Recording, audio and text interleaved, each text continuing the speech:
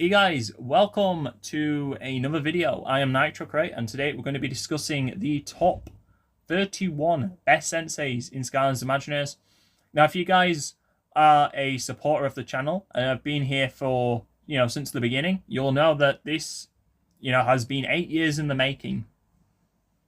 I know, 8 years has passed since I wanted to make this video and only now are we finally getting to it. So, if you guys previously, have been on the channel, you'll know about the Masters tier list as well as the Villains tier list. The Masters tier list has 18 senseis and it is just characters with the golden belts. And I also made a video on the Villains, which is just characters who previously appeared in Trap Team, Giants, as well as Spyro's Adventures, as some of the antagonists that have returned as senseis. So, I had these two different videos, and unfortunately neither video covered Crash Bandicoot or Cortex. So, these characters are finally going to be ranked, which is going to be pretty cool. And, and we're finally getting around to making this video. So awesome. I'm going to correct some mistakes from the past as well, and I've actually played with each character that we're going to be covering in this video a lot more since we first made those videos 8 years ago. I've tried at least every character on every path at least once. So I'm going to be using each character on their best paths in the gameplay you're going to see. The gameplay is actually recorded from a recent series I started working on called Skyland Battles. Feel free to check that playlist out. A link for it is going to be in the description of this video. If there isn't one, let me know and I'll add it to the description just in case I forget. So, yeah. So, anyway, I bet you're wondering why we're making this video now. Why didn't I make it 8 years ago? Lack of motivation. But recently, people have been making Skylander content again. And, back in like 2018 and 2019, I thought this game was dead, right? I like genuinely dead. Like, no, I thought nobody was uploading content anymore, it was over. We had a good ride. I started playing, like the new Crash Bandicoot games that came out. I also did play the Spyro remaster that came out. Didn't really enjoy that one too much. I prefer the original still. But, I did try all those other games as well, But it's been a dry period. But it looks like people are starting to talk about Skylanders again. I've seen new channels crop up recently about Skylanders. They started uploading content. And like, these are nobodies. Like, I didn't know about them. But these people have a lot of subscribers. And it seems like the interest in the series is coming back. I don't know if we're going to get a new game for that reason. Maybe not. But I still find it fairly interesting. So I thought I'd give it a go as well. I'd come back, start uploading some videos again, and see if I would get an audience. And it looks like I do have an audience. It's not huge, but it's good enough. It's better than what I had when I first started YouTube, like 8 years ago, which is surprising. I honestly thought that I would have nobody watching my channel in 2025, but I was wrong, right? So, yeah. Anyway, the reason why I'm making this video, though, is because I've actually seen some ranking videos on Skylander senseis, and honestly, these ranking videos suck. I think I can make a better video, so that's what I'm trying to do today. Hopefully you guys enjoy this video. I'm going to be covering all characters. Again, if you guys want to see the playlist, it's going to be in the description. Only record on Nightmare mode. I don't do baby difficulty. Unlike the other YouTubers that are perfectly okay with doing baby difficulty, I don't do that. Only Nightmare mode all day long. So if you guys want to see those videos, link's going to be in the description. For those that want to continue watching the ranking video, though, let's go straight into number 31. Ready to rock it. So the first character I'm going to be ranking is Flarewolf. Now, Flarewolf If you guys like the character, I recommend skipping this part of the video, because you're not going to like what I've got to say about this character. But first of all, let's talk about his damage. Very weak. He has the worst clear time out on the Skylanders Battle Series, which is worth keeping in mind. It's not really a huge factor for the ranking, but the main reason why Flarewolf is ranked dead last is literally just because of how vulnerable his attacks make him. So as you guys know, Flarewolf has 3 abilities. He has his primary, which is his firework launcher. And if you hold square, you can actually do his Loop-a-Doop rocket, where after completing a complete circuit around Flarewolf, it will shoot forward, and it will actually do a little bit more damage than if you just fired his normal missiles. It also does have the secondary dash, and this lets you dash into enemies, knocking them over.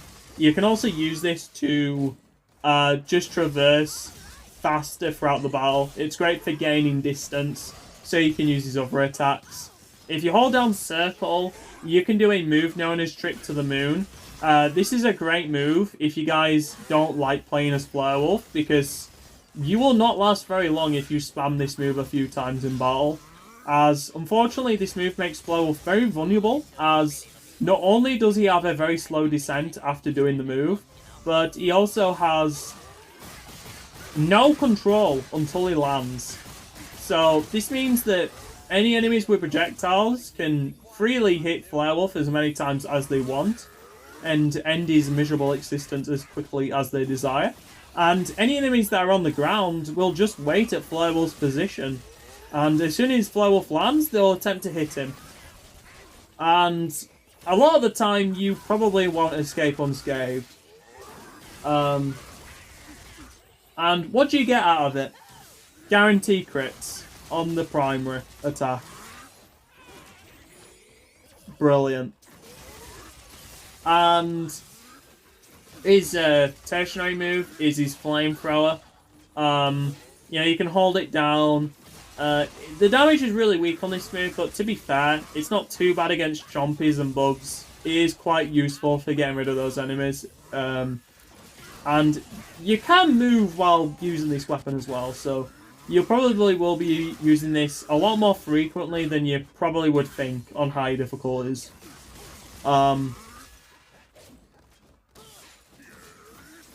And if you do the tertiary while in the air, instead of using Flarewolf's flamethrower, you'll instead fire a flare. And not only does this move have pretty decent damage, but it'll also explode in a massive explosion. And yeah, it's decent. Yeah, it does a decent chunk of damage. Unfortunately, the radius on the flare impacting the ground, that damage, it has a very small AoE. And it's quite easy to miss it. Which is a shame, because if you miss it, you miss more than half of your damage on the move, which is crazy.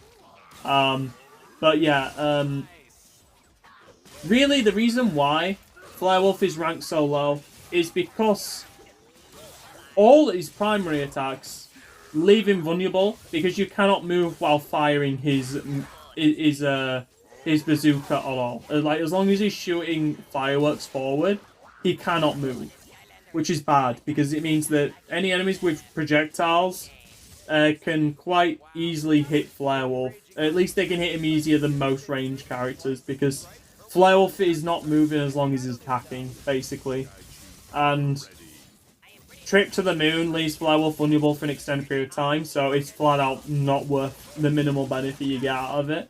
And unfortunately, the Soul Gem, as powerful as it is, also leaves Flarewolf vulnerable for an extended period of time as well. This is what's contributing to Flarewolf's very abysmal clear time, because you just cannot attack the enemies if they're trying to attack you. Because you have to concentrate on moving, and Flarewolf cannot attack while moving. If I had to recommend a path, guys, I would recommend the bottom path, which is the Fun with Flames path. Not only does the flamethrower do extended damage the longer you hold it down, but you also do get slightly higher damage on the Loop-a-Doop rocket than if you go with the top path. And ultimately, guys, that is what matters, because you want to do more damage with Flare because Flare, if there's something he's struggling in, it's being able to damage the enemies. So I would recommend just to pick the path that lets you do that the easiest. The the Greatest Show in Skylands path is actually not too bad. The problem with this path is one of the upgrades is solely focusing on the trip to the moon, and we've already established that move is garbage and not worth doing. And the dash, honestly, doesn't do a lot of damage to begin with anyway, so adding an extra 23 damage really does not impact the fight at all. So really you're getting this path exclusively for the Roman Candle, and I don't know why you'd bother when the bottom path has the triple rocket, which does more damage, and it's the same move. It's just that you have to be a bit more dead on when it comes to using the Loop-a-Doop rocket, as if one of the 3 missiles misses, you might do a little bit less damage. But overall, guys, bottom path, definitely the way to go with Flare Wolf. Hopefully the next character's better. Let's move on.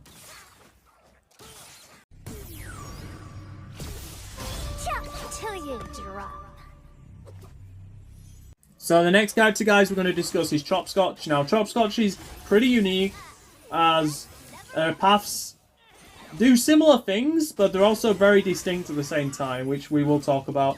So the first move that she has is the Chop Chop. Now, this has a charged attack, and this move changes completely depending on what path you have. If you go with the top path, you'll get in the charged axe, where she will, like, launch herself forward with, like, this massive axe, right? And it will do 400 damage, a little over.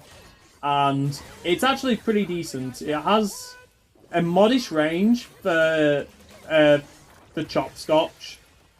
Still pretty abysmal range, but better than her other attacks at least. And if you go with the bottom path instead, she'll create these trails. So she'll like start charging forward with the axe, and as she's like chopping on the ground, it'll create these little cuts. And if any enemies are like step inside these little trails she's leaving behind, they'll actually not only get slowed down, but they'll also take lingering damage over time. Now, the thing that kind of kills this path, though, is the fact that if the enemy actually attacks these trails, which they won't do purposely, but if you're near the enemies when they attack, they will swing and they will damage these trails, which basically results in them not being there anymore. And when this happens, the enemies will obviously no longer be slowed down. And if you're trying to combine this with her jump attack to cause these trails to explode, some enemies might be completely unaffected by this move, because they've destroyed the trails that they were previously, trapped in, which is just really annoying. It just makes this move unnecessarily inconsistent. Which is a real shame, because this move honestly had high potential when I was trying to do a video on it. And as for her other move, like, it's decent, right? Like, the top half definitely is better. But the head explosion ability, whilst it does great damage, and it is easily her strongest move, it's really annoying to land, because the charge axe will automatically target a close enemy. You cannot decide to aim for the head minion, so you kind of have to line it up perfectly in order to land the actual head explosion move, which is really annoying and very inconsistent. Sometimes you'll get it pretty easily. Sometimes you'll swing and miss 3 times in a row and you'll have to resummon the minion offer. Really, really annoying. Now, she does also have a secondary attack. This allows her to spin around in a circle. This move's pretty good because you can, like, knock the enemies up into the air. You'll see me doing this quite a lot in our actual video, as I will be using this just to keep the enemies off of me, right? And a third attack, which is the tertiary, lets her throw a skull forward. If you don't hold it down, it doesn't actually deal any damage at all. It just slows down the enemies and lets you perform guaranteed crits for a few seconds. It's not really that great to do most of the time, but it can be quite decent if you're able to keep consistently damaging the enemy. The more useful move is when you hold this down. And when you hold it down, she will actually throw a minion helper instead.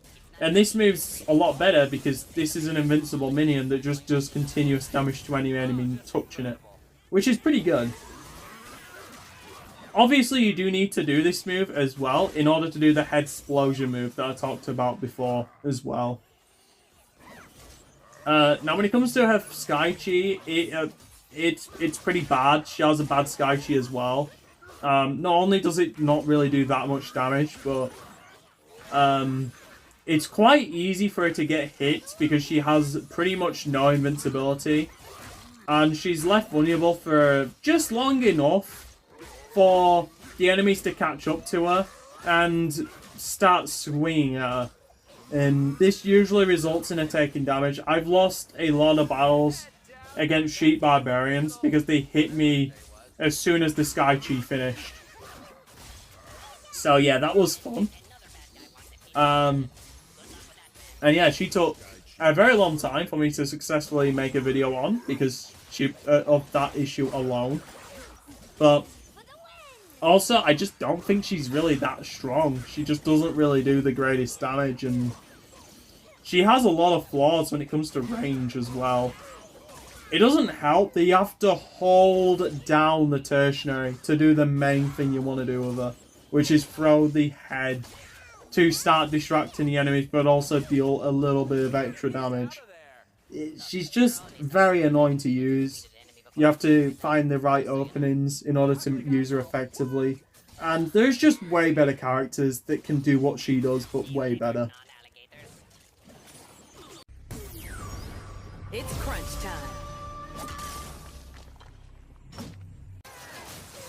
So the next character we're going to be ranking is Barbella. Now, Barbella does have a pretty complex moveset, and she is also quite unique. She has quite a few unique things going on with her.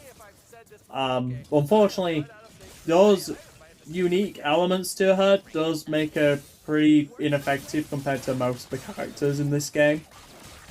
So her primary lets her swing her weapon forward, and on the third hit, she'll actually summon these spikes around her. And depending on what path you pick, if you pick the top path, not only does she summon these little crystal rocks alongside her, but she'll also have a much bigger radius, and she'll also cause these tremors forward as well, which will do a little bit of extra damage to any enemies facing Barbella. She does also have the secondary as well. This lets you summon a palm fist, and this will stun the enemies when it hits them. If you keep tapping circle afterwards as well, you'll keep summoning these crystal rocks as well. And these, not only do they deal damage to any enemies touching them, but Barbella can also interact with them with a primary and launch them forward. And any rocks launched forward can hit enemies and do a little bit of extra damage. She then also has the tertiary. This lets her summon a massive boulder. She can have up to 2 of these at once. Just like the crystals we've already forementioned, these will also damage any enemies that are touching them. And the damage on this is a little bit higher than the actual crystals. She can also interact with these just like the crystals as well and launch them forward with a primary. These will travel in a straight line. This attack actually has piercing as well, and actually will go through multiple enemies. And it will only break when it hits a wall. And just like before, they'll also summon little crystals after these break as well. And these crystals, you know, you can either launch them forward, or you can just let enemies, you know, take a little bit of damage whenever they touch them and just leave them on the ground. Her Sky Chi is actually pretty decent. It does decent damage. It doesn't have the best range, but you know, it's not too bad. She does have a very functional Sky Chi. It gets the job done. And I do quite like her Soul Gem ability, which, you know, after continuously pressing circle to summon the rock crystals, if you keep doing it long enough, she'll gain a buff. Now, the nice thing about this is, whilst this move does take a while to do, after you've performed it, she does gain a few invincibility frames. So if you time this well, the enemies will swing at Barbella, but they won't hurt her at all. And she'll just walk, and you can just freely just walk away. And take no punishment at all, which is pretty nice. There's not that many characters with a move that grants invincibility frames.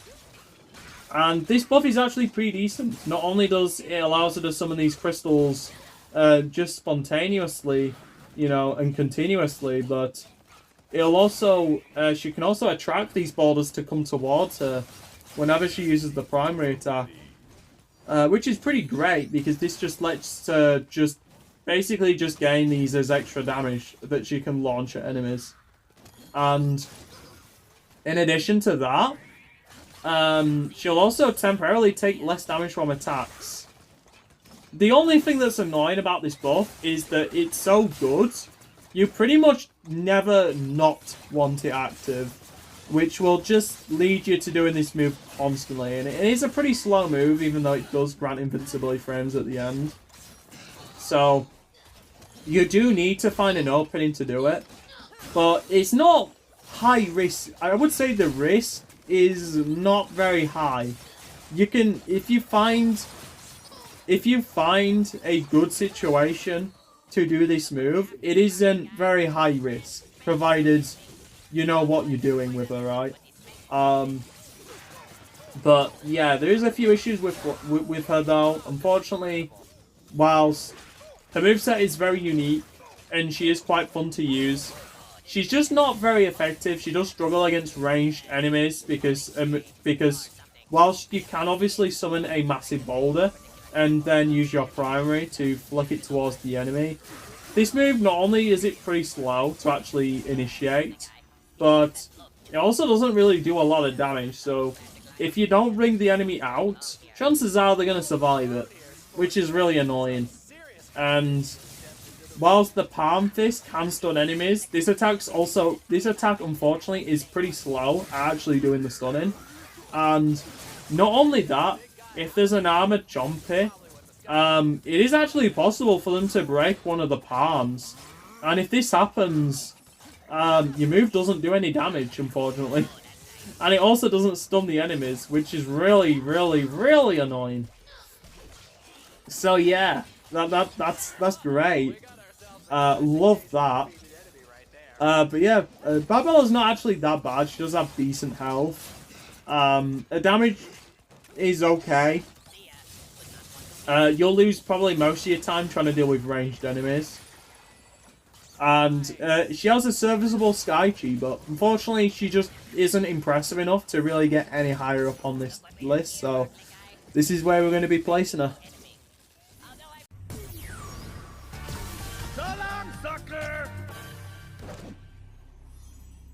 Next decided rank is Pinata. So Pinata has his primary, which is where he can smash the lollipop.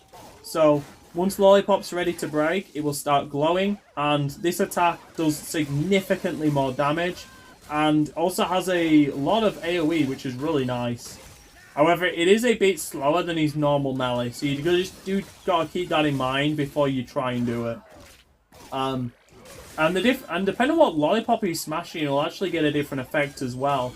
The regular Lollipop, this one has pretty insane knockback, and it will launch the enemies pretty far distance. It does also have the Peppermint, the Candy Cane, which just freezes the enemies. It doesn't actually deal any damage. This is easily the worst Lollipop you can get. It does also have a... He also does have a Jawbreaker, and this one's pretty decent. You know, it just makes the enemies fall over. It does the same damage as one of the previous lollipops we just discussed, though. And after that, that is it.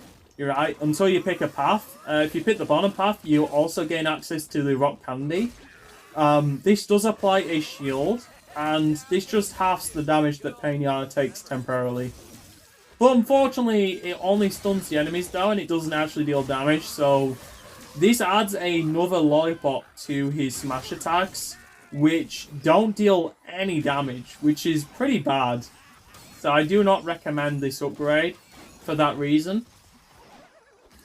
But if you go with the top half though, you get the Sour Sucker, which allows him to electrocute enemies. And it also does an insane amount of damage, this one. It's easily the strongest lollipop when it comes to damage. And it's pretty great. The only issue is that some enemies are immune to the electrocution effects, which means that they don't take the extra damage. So some certain enemies like the Drummer Bot, it will be kind of wasted if you decide to use this attack on them. If you go with the top half as well, you do gain a few more upgrades that do affect this move, such as the ability to break these lollipops faster, so you can get the more powerful effects quicker. It's a pretty great upgrade, and the last upgrade also does give you party mode, which will temporarily boost all of Pinata's attacks, including his Sky Tree, although the duration on party mode is very short, so you probably won't get much of a boost at all from the Sky Tree, unfortunately, but still worth knowing. And he also does gain increased movement speed, which is pretty great, and he also takes less damage, so yeah, it's crazy that the path, which says it focuses on giving Pinata defensive moves, actually makes Pinata more defensive if you don't choose the path and focus on the top half anyway. I always found that kind of weird, but whatever. So his secondary is a Candy Bath attack. There is only one upgrade that actually does upgrade this move and makes it stronger. And that is actually on the bottom path, and it's the very last upgrade, which gives him the Candy Bean if you hold down the secondary button. This move sucks. So, yeah, don't pick the bottom path. It leaves Pinata very vulnerable, and you cannot cancel the move once you've started doing it. This means that if you use it in a regretful situation, unfortunate, you're going to get hit. So, yeah, I can't recommend this upgrade at all. But, yeah, his Lava Bath is pretty good, though. At least the normal version, because you can stun enemies with it. And this is your bread and butter when it comes to keeping Pinata alive. And his tertiary lets him summon little pinatas, and these will explode when they get near enemies. And if you're on, and once you get all these upgrades, you can summon up to 3 of these at a time. And yeah, they're pretty good. They'll distract enemies as long as they're alive, which isn't long because they explode, obviously. But still. Sky Chee's pretty decent. Does modest damage. You can't really go wrong with it. It's pretty good. Highly recommend doing the Sky Chi when Pinata's getting overwhelmed, which probably won't take too long. But yeah, he's not too bad, but there are just better characters, which we will cover soon. Any last words?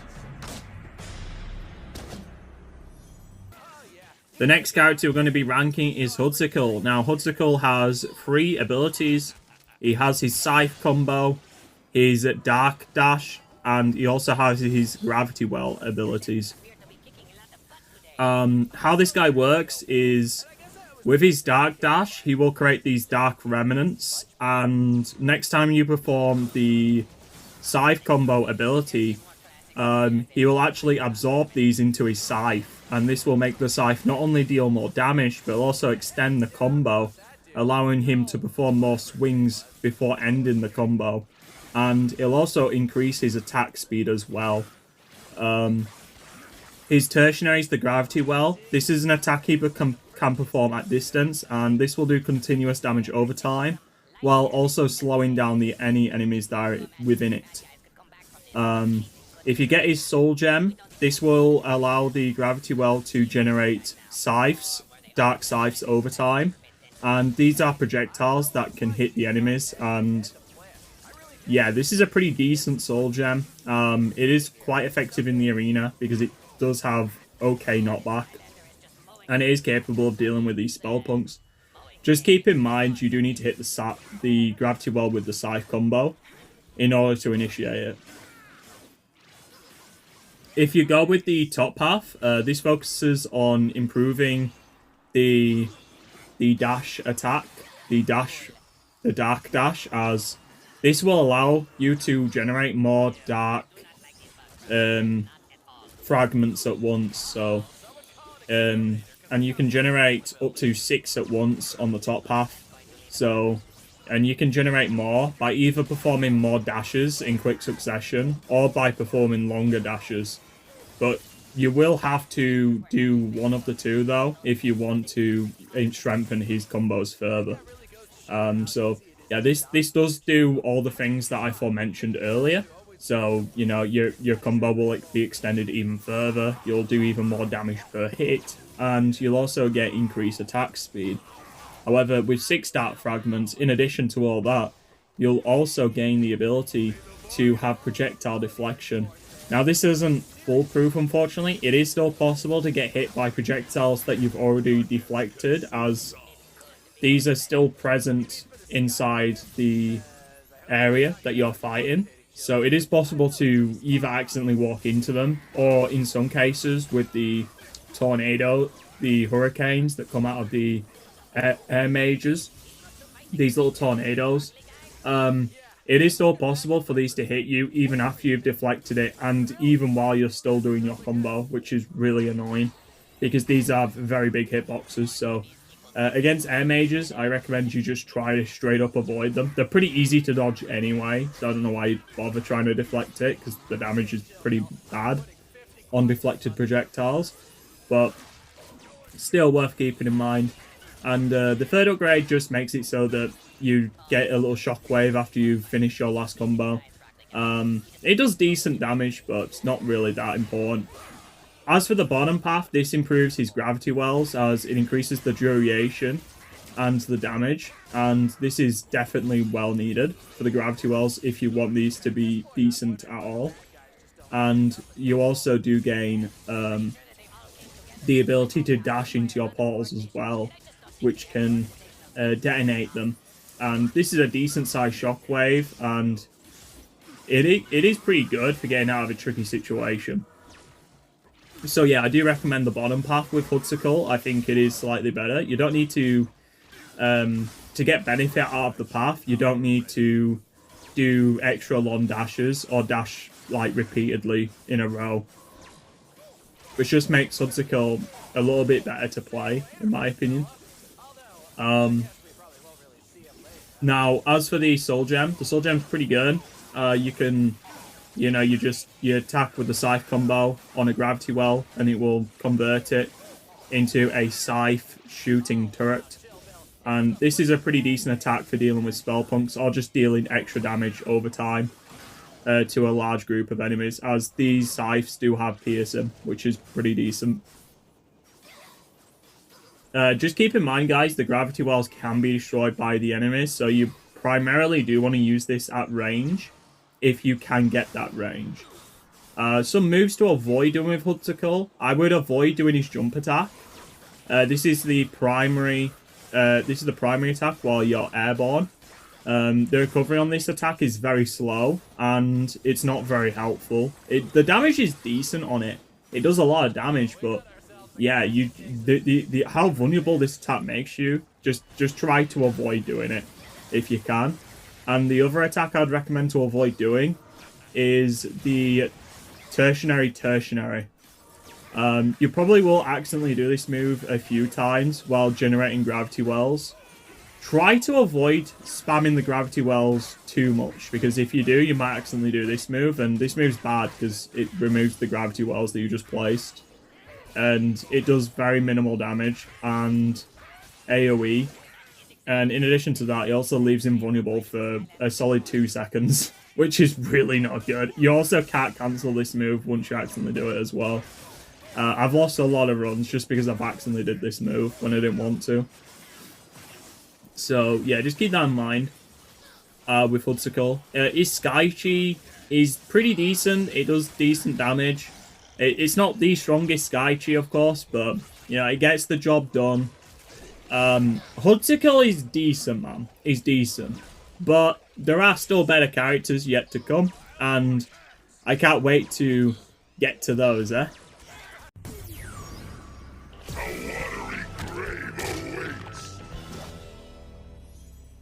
The next character we're going to be discussing is Graveclubber. Now, Graveclubber has 3 abilities. His primary is a punch combo. So this consists of 2 hits, and it's just a back and forth swinging of the arms. So 1-2, 1-2 on the punches. He also does have a hold ability, which is Lariat Punch. Once you get the Soul Gem, this is a very spammable move, and you'll be using this quite a lot in high-level play for Graveclubber, and I will talk about that once we get to the Soul Gem ability. He also does have a pretty decent secondary. This allows him to summon a Water Geyser. We don't end up using it too much, but before you do get the Soul Gem, this is your primary way of summoning the Water Geyser. Once we get the Soul Gem, not so much anymore. And we do have a decent tertiary on this guy, which is where he body slams straight into the water. This can stun the enemies, but in addition to stunning the enemies, once we get some upgrades, it'll also send out a tidal wave. And this is a decent knockback move for dealing with enemies that are at range. So enemies that are outside of the range of being stunned. This is probably what I would try and hit with this tidal wave, as we can keep them at distance so they can't hit us. Once we get the Soul Gem upgrade, we can use the Lariat Punch in order to summon Water Geysers, and we'll summon up to 4 of these at once, which is terrific. And this gives Graveclubber not only a really good dash move that we can do in order to weave in and out of attacks, but we can also summon these Water Geysers in order to do continuous damage over time to certain enemies at slight range, which is pretty nice, to be honest. The only real... And Graveclubber does have a lot of health. He actually is the highest health out of any Sensei in the game, which is absolutely incredible. So why is he ranked so low on this list? Well, just because you have a lot of health doesn't necessarily mean you've got a ton of survivability. Now, Graveclubber can very easily get defeated in battle because of how cumbersome he is. And being a cumbersome Skylander means that he's probably going to take quite a lot of hits in battle because, you know, because you're getting overwhelmed and your moves are pretty slow. You can't really, like, dash out the way in time before getting hit. And that will happen quite a bit with Graveclubber. And, of course, you're only getting 120 food. Of course, you're only getting 120 health from food, which is another issue as well. So you got to keep that in mind.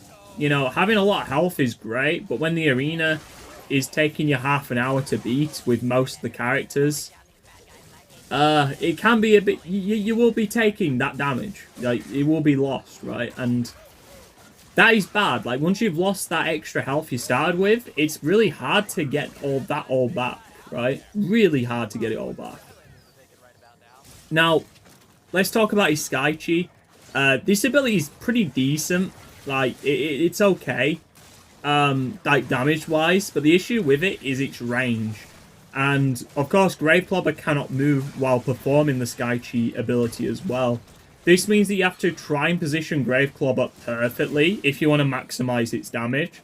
Because while it will pull enemies in to within effective range, which is good, the issue is that some enemies are actually immune to being pulled in. with this Skychi. Like, think about your spell punks, your sheep mages, you know, any enemy that's remotely big. Like, think of all these kinds of enemies, and these are the enemies that you will want to deal with when it comes to the Skychi ability. And you do deal 400 damage, to be fair, like after the Skychi's ended, but this is just barely below the mark in order to kill some of those more pesky enemies, unfortunately, which is a shame. And the position of this Skychi does matter, which ultimately does draw it back quite a lot. And even if we do get a decent positioning for the Skychi, it is still very possible for Graveclobber to knock these enemies out of his effective range, and he can no longer hit them after the first few hits. And whilst for spell punks that might not matter, because the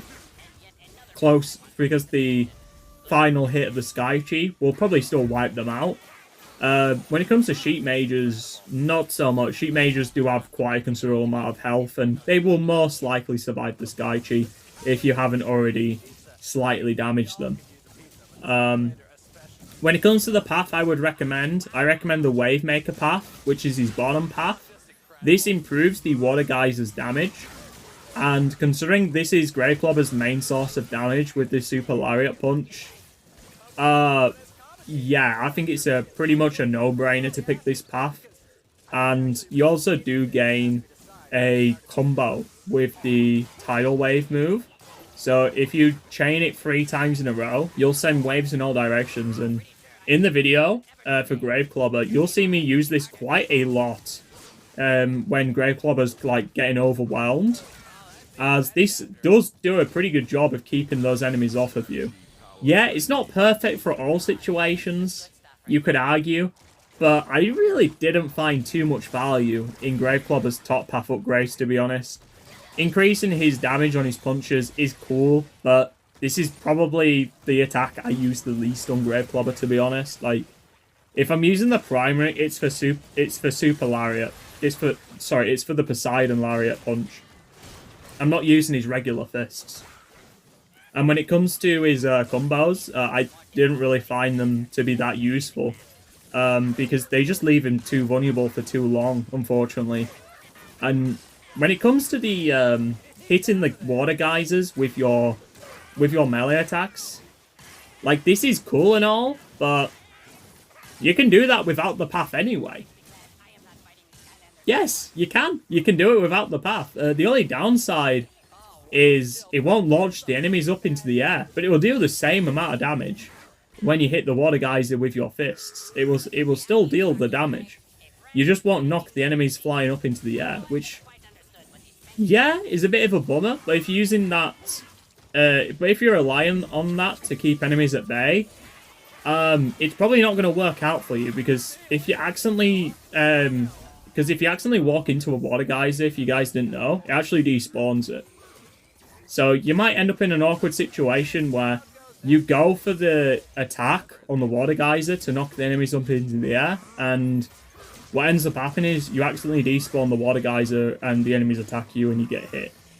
Not ideal, not a great thing to rely on, at least in my opinion anyway. But it can work out for a while, but after that, not so much. So yeah, I would still recommend the bottom path overall. I think it is the superior path because of consistency. Because you're going to be using Super Lariat and Poseidon Lariat Punch all the time. You're going to be using the Poseidon Lariat literally all the time to summon these water geysers, as it just does a lot of damage and it's great. And as for the upgrade to as for comboing the Tidal Wave move, the tertiary attack, and getting the waves in all directions, that is actually quite useful of an upgrade too. Like, I do take advantage of it. The secondary, where I'm summoning the water geyser though, I don't use this attack too much because it's kind of inferior to Poseidon Lariat, but it can be quite fun to generate this little tidal pool and, you know, lure the enemies into traps. It's fun. Not the most effective move in the world, of course, because Graveclobber stood still while doing it, but, you know, it can be fun to do, and it can be fun to mess about with the enemies in that way. But yeah, we're going to be moving on to the next character now.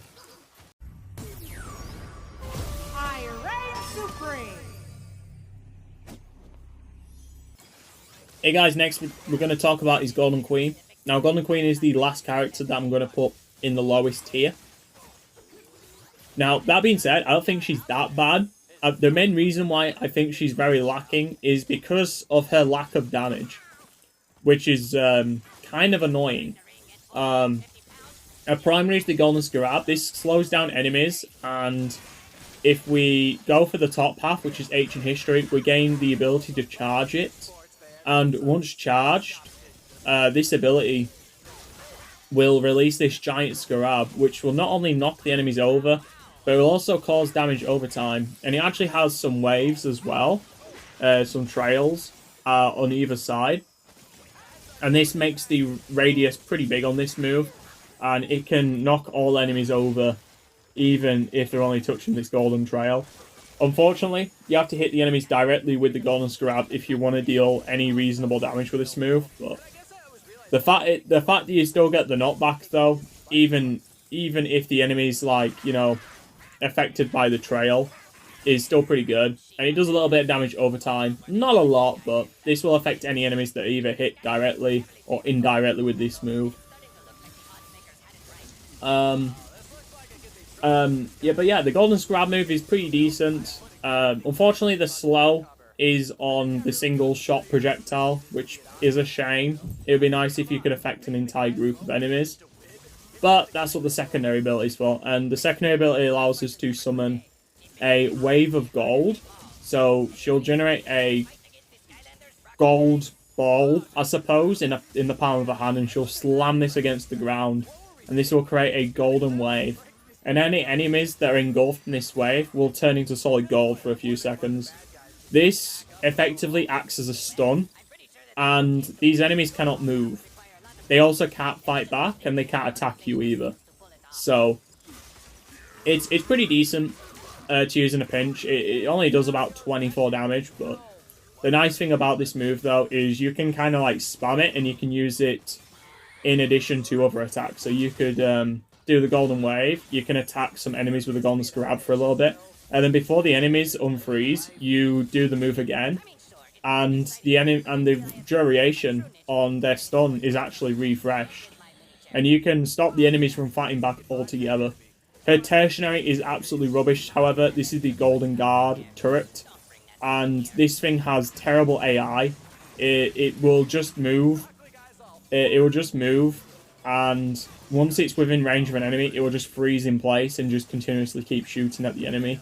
Doesn't deal a lot of damage. Pretty weak, dies pretty easily. Pretty bad. You could either choose to go for the top half or the bottom half. The bottom half focuses on the Golden Guard turret. So you can have one extra turret active at once. And you can also gain a little force field on it, which can push back enemies as long as you keep shooting at it. And also, while you're shooting at the turret, your projectile will split into a multi-shot, so it'll shoot in multiple directions, I suppose. Yeah, not good. Do not recommend the path, obviously, because again, the golden turrets are very dumb and they have no self-preservation at all. So I don't know why you'd want to invest in them, especially with how slow you summon them. If there was at least an upgrade which allowed you to summon more than one at once, then I could say that it has some value then, but nah, summoning these like one at a time with how weak they are, hell no. If you go with the top half, you obviously gain the Ancient History ability, which is to summon this Golden Scarab. You know, that's what you get on the top half. The Golden Scarab is pretty decent though, to be fair. It's a decent move. I think it's worth going for the top half just to get that alone. So, yeah, Sky Chi is lets her summon multiple Scarabs at once, and this is a decent Sky Chi. It's easily the strongest move that she has, and in my opinion, it's actually the best Sky Chi that we've actually covered so far, which is pretty good. Her Soul Gem lets her turn into a golden avatar, and in this form, she can use her primary to slam her fist onto the ground. And a tertiary allows her to shoot lasers through her eyes. And this is a ranged move. The fists do knockback and will knock enemies over, whereas her eye lasers have no knockback at all.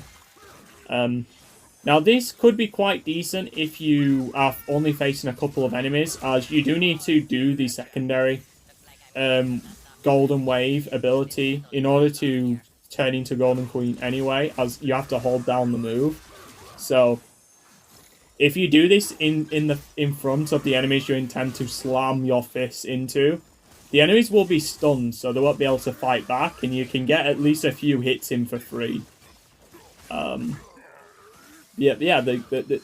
But yeah, she does a lot of damage in this form, you know, but unfortunately, she's very slow and she's very big, which makes her very easy for the enemies to hit.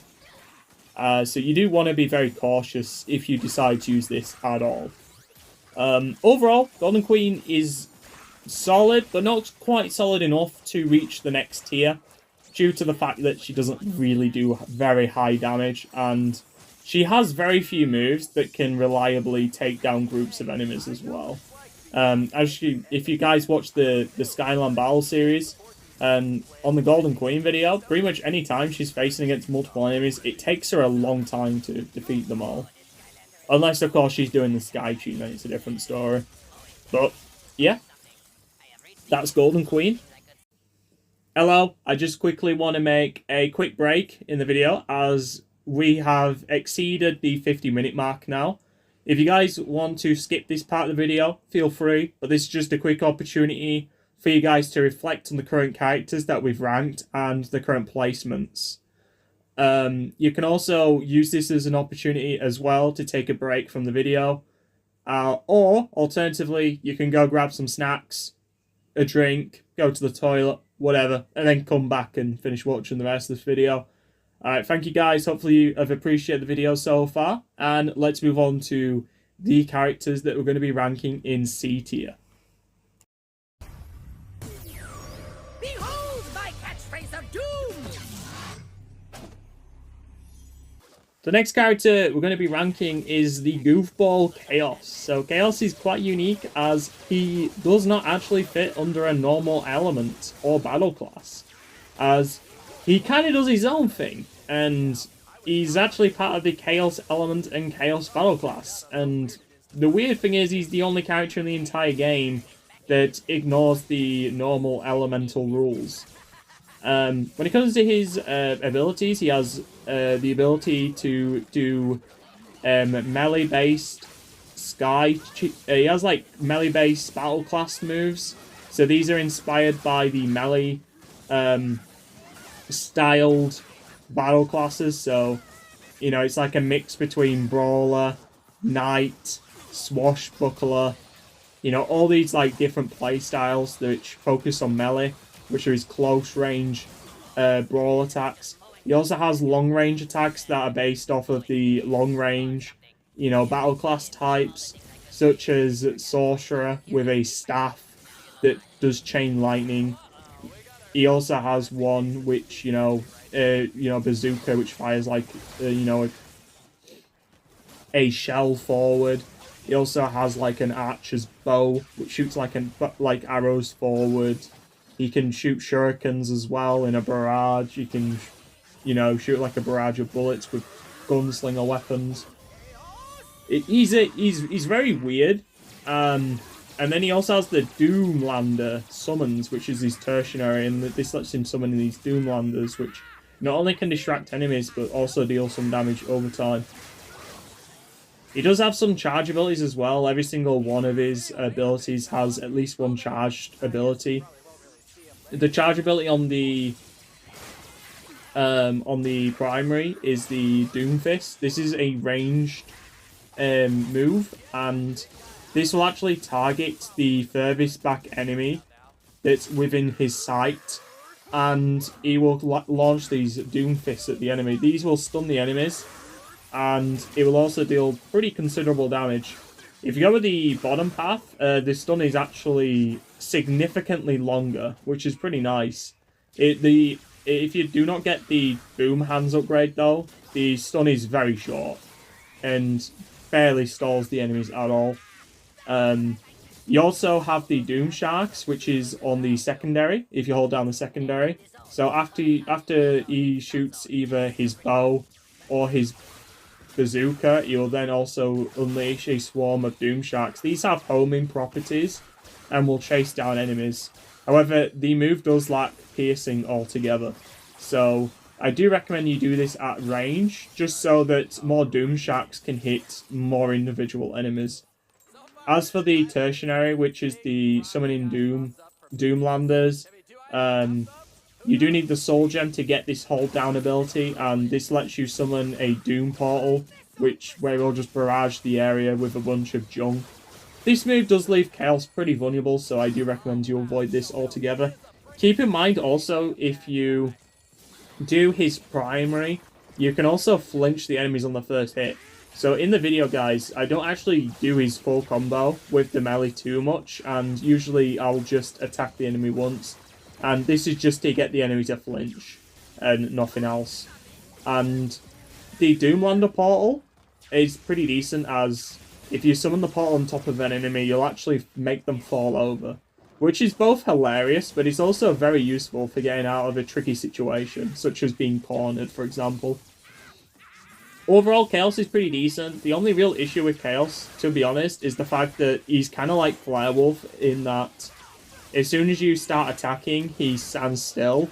And this leaves you in a situation where you attack and then you have to stop attacking and retreat.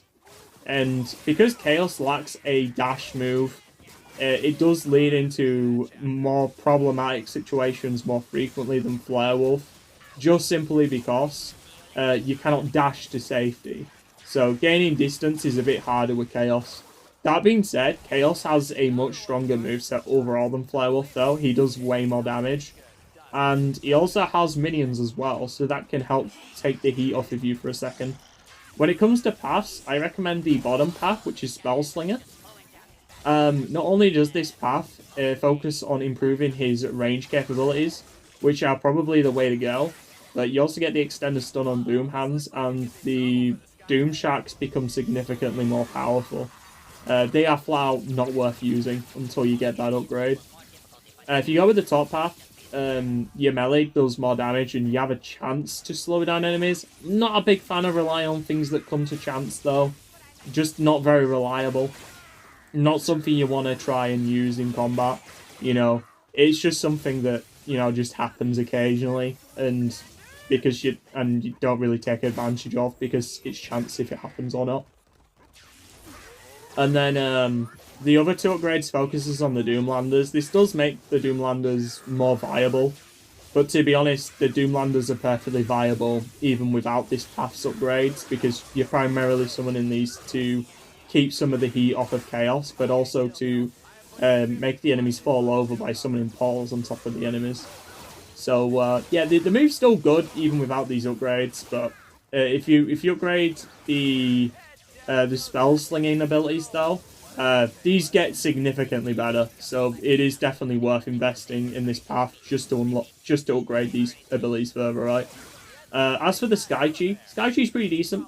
Chaos will, like, you know, turn into his giant head mode, and he'll just shoot lasers through his eyes.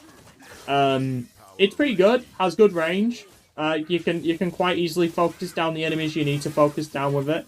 Damage isn't the greatest, but you'll usually take out the threats with it that you need to take out, so it's perfectly fine. And Chaos doesn't slow down at all while doing the Sky Cheat as well. So, overall, pretty good. Can't really complain too much with it. Anyway, we're going to be moving on to the next character now. Compute and shoot. The next character we're going to be ranking is going to be Robo. So Robo has 3 abilities. First of all, he can shoot his bow, and this can be used to knock enemies back with his drill arrows. And you can also chain combos together as well by doing the primary, tertiary, and then primary again. This will create a knockback arrow combo. It's not really that practical to do. I pretty much never do it in combat, but it is something to keep in mind. And you will primarily use this just to keep a couple of enemies away from Robo, or to knock those enemies, you know, off the edge of an arena, for example. He does have a charge attack as well. If you're familiar with Spyro's Adventure, you might be familiar with a certain character called Wrecking Ball. It is pretty much very similar to that in concept. You'll charge forward, you will ram into all the enemies that are in front of you and deal damage to every single one of them.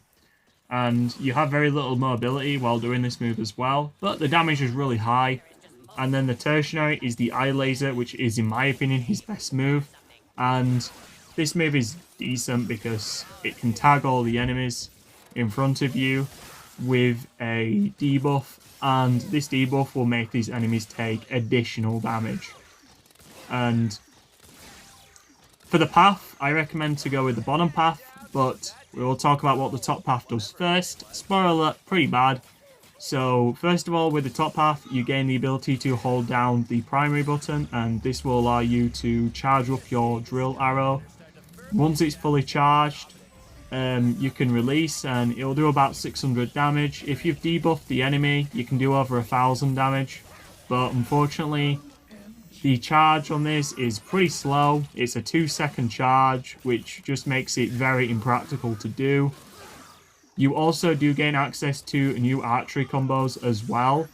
These archery combos will allow you to perform the arrow rain, and you can also do another attack where he'll charge forward, shooting arrows from both of his arms. As cool as these combos look, they are very impractical, they do very little damage, and they are just pathetic in every way. And as for the last upgrade, this just increases the damage on the arrows, which only work, by the way, against smaller enemies. It has very little effect on the larger enemies, so yeah, not a great path. If you go with the bottom path, this makes his charge move deal much more damage. You also gain a little explosion at the end of the charge move, and this will deal more damage depending on how many times you've hit an enemy during the roll. I usually cancel the move before we get to this point of the attack, but it is worth keeping in mind. But more importantly, you gain a improved version of the eye laser. So with the first upgrade, you gain the ability to charge the eye laser, but with the third upgrade, you'll just always shoot a charged eye laser, and instead you gain the ability to charge it further, and Robo will kind of curl up into this ball where he shoots a beam forward. This beam does less damage than a normal eye laser, but it can slow down enemies. Not that useful most of the time, but it does exist. So yeah, you will probably just use the normal tertiary, however, which is the regular charged eye laser. And this is actually pretty decent because once you get the charged version, you can kind of sweep it across the screen. What I mean by this is when you press the tertiary button to shoot an enemy with the eye laser, if you switch Robo's direction quickly, you can actually sweep the beam and you'll actually hit multiple enemies in an arc rather than just hitting the enemies that are directly in front of Robo. This does make the eye laser significantly more useful and also much more versatile. Just keep in mind, this attack has no knockback, so you do want to keep your distance while using the eye laser, but it can do considerable damage, especially on the second time you hit an enemy with it, because keep in mind, the deconstruction laser, the eye laser, it does inflict this debuff which makes the enemy take extra damage, and this is a big debuff. It makes a big difference, so you definitely do want to hit the enemy multiple times with the eye laser to ensure you're doing as much damage as possible with it. And obviously tagging enemies with the eye laser before charging into them can also be advantageous, as this will increase the damage on that move as well. And you'll be doing over 600 damage on the roll from one hit alone per enemy, which is really good. The move still does good damage even if you haven't debuffed the enemies first, but obviously the damage is going to be significantly lower. In fact, you deal over 100% more damage if you debuff the enemy first, which is kind of insane. And Robo does have an insanely powerful Sky Chi ability too, which is the Giga Drill, and this does just does insane damage. You just tear enemies to pieces. You don't need to tag the enemies with the eye laser for this to do high damage, but if you do, you'll do even more damage. But to be fair, most enemies don't survive this anyway, so there is little point debuffing them unless they're a sheep barbarian, because those enemies probably will survive it. So just keep that in mind. The biggest issue with Robo though is the eye laser doesn't obviously knock the enemies back. This means that you constantly have to keep retreating in order to keep a distance, so you can keep using that eye laser. And while the roll attack is effective against groups, unfortunately you cannot jump while doing a roll. So if there's enemies that are causing, they're obstructing the ground, such as the drummer bot or the boss cactus, these enemies can very easily shut down any opportunity to perform the roll. And there is, of course, the little wind-up time that it has before you'll actually charge into the enemies, and which basically means you can't do this at point-blank range, obviously, because otherwise you'll just get hit. And as for the arrows are not really that effective against groups as well. So in addition to Robo having a problem with close-up enemies, he also is fairly squishy as well. He only has 630 health. This makes him the second squishiest Sensei in the game. So yeah, if you can't keep those enemies off of you, you're going to run into trouble. But Robo does do a lot of damage, and I think he is very worthy of being at least C tier.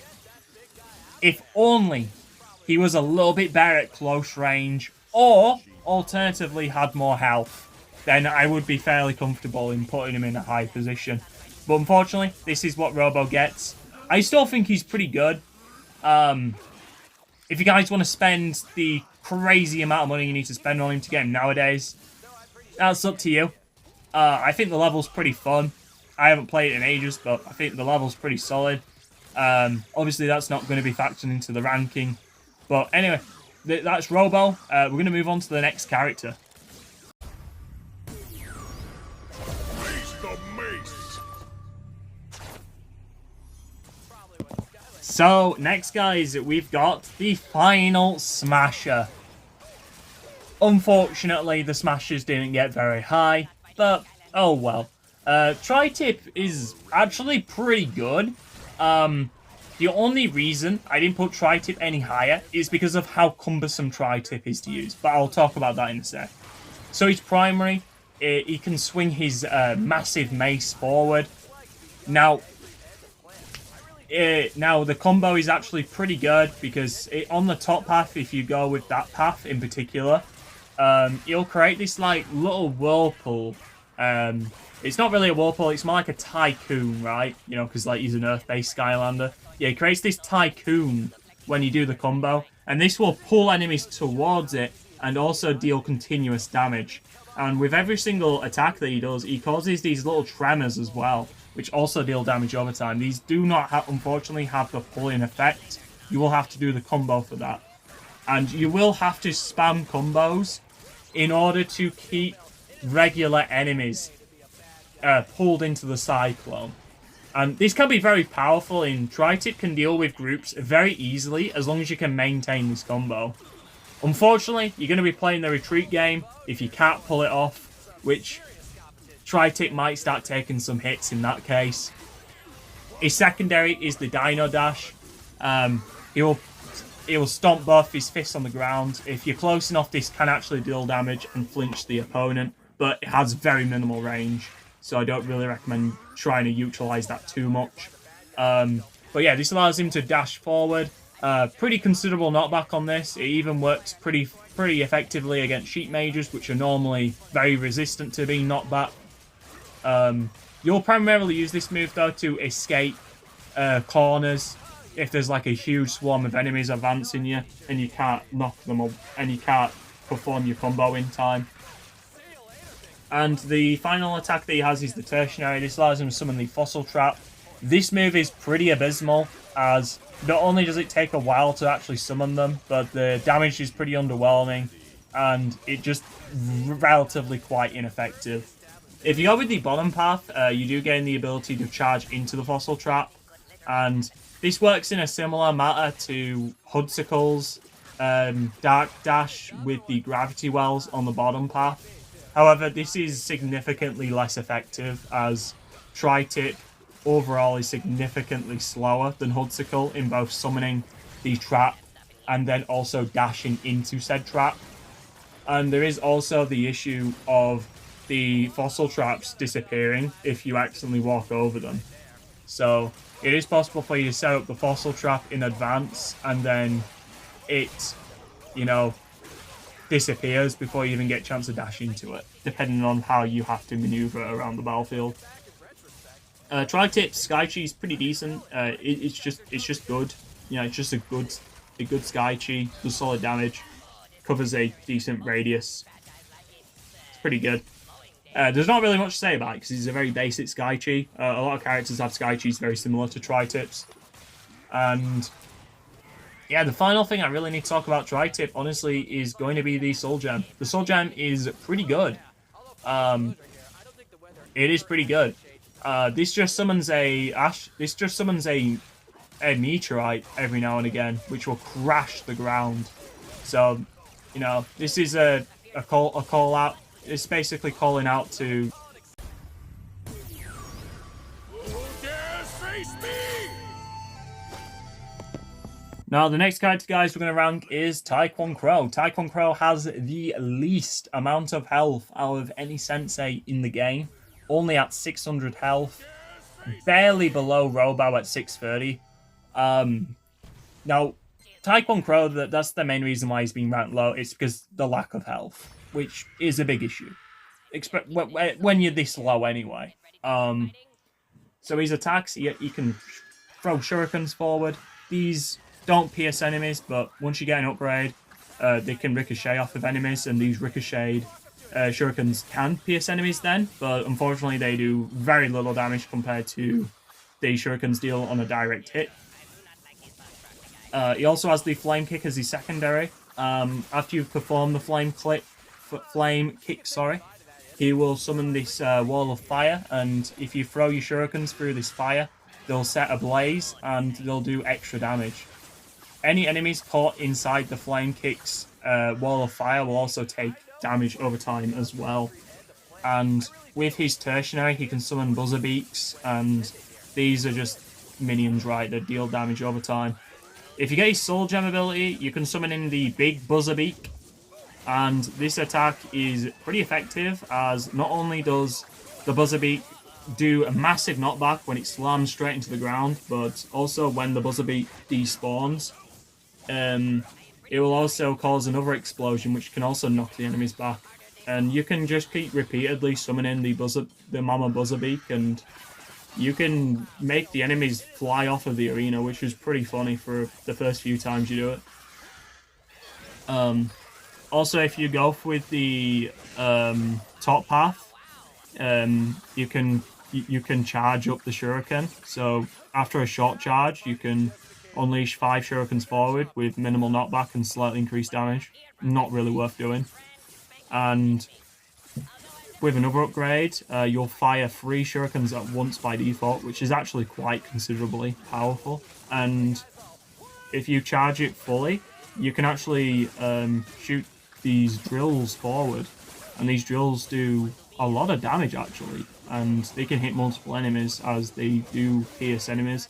And the cool thing about them is they'll actually ricochet back and hit the enemies on the way back as well, which is pretty fun. However, easily the most effective path, though, is the bottom path. So instead of going for Shuriken Slinger, I would personally go with Crow Mando, as this path gives you access to the Flame Kick combo. So you get even more walls of fire. And this gives you just way more coverage, where you can take advantage of that damage buff from the shurikens, and this does make a considerable damage boost to you, obviously. Obviously, more wall of fire also does increase the amount of damage you'll be doing with the wall of fire as well, as more walls of fire means there's more enemies that can walk over it. The enemies are going to be engulfed in it more frequently as well, and the fire kick combo is just very strong. The third hit does a lot of damage and can also knock the enemies pretty far back, as it does fling them off their feet and knock them quite considerably far. This does give Tycoon Crow a pretty good close range option, which is very lacking until you get this upgrade actually.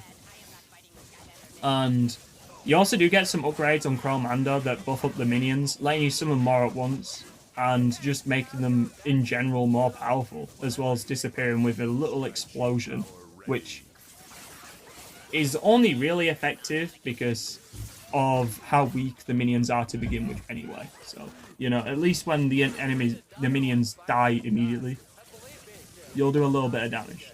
Is nice. So yeah, his Sky Chi ability is kind of weak, unfortunately, though. He just launches a barrage of shurikens forward. Damage is pretty weak on this move, but hey, it's not too terrible, as even though the damage is pretty low, you will probably take out the threats that you want to take out with it. It's just compared to other Sky Chis, though, it's pretty underwhelming, and you will probably have quite a lot of threats remaining after doing it. But yeah, that is Tycoon Crow. We'll be moving on to the final character in C tier next.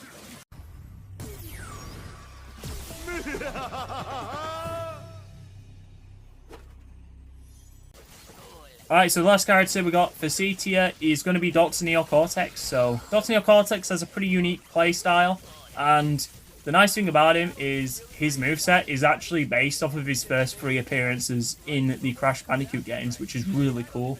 So, the first move he's got is his blaster, which is his primary.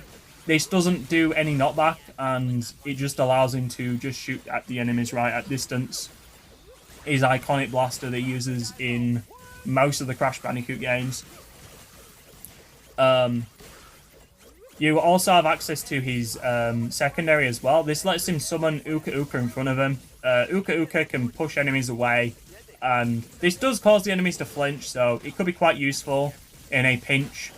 It also does knock the enemies back a little bit as well, allowing you to regain your distance a little bit. And the tertiary allows you to throw mines forward. This is a reference to Crash Bandicoot Warped, as he does use these mines in the boss fight. And if enemies step on these mines, they'll be flung up into the air.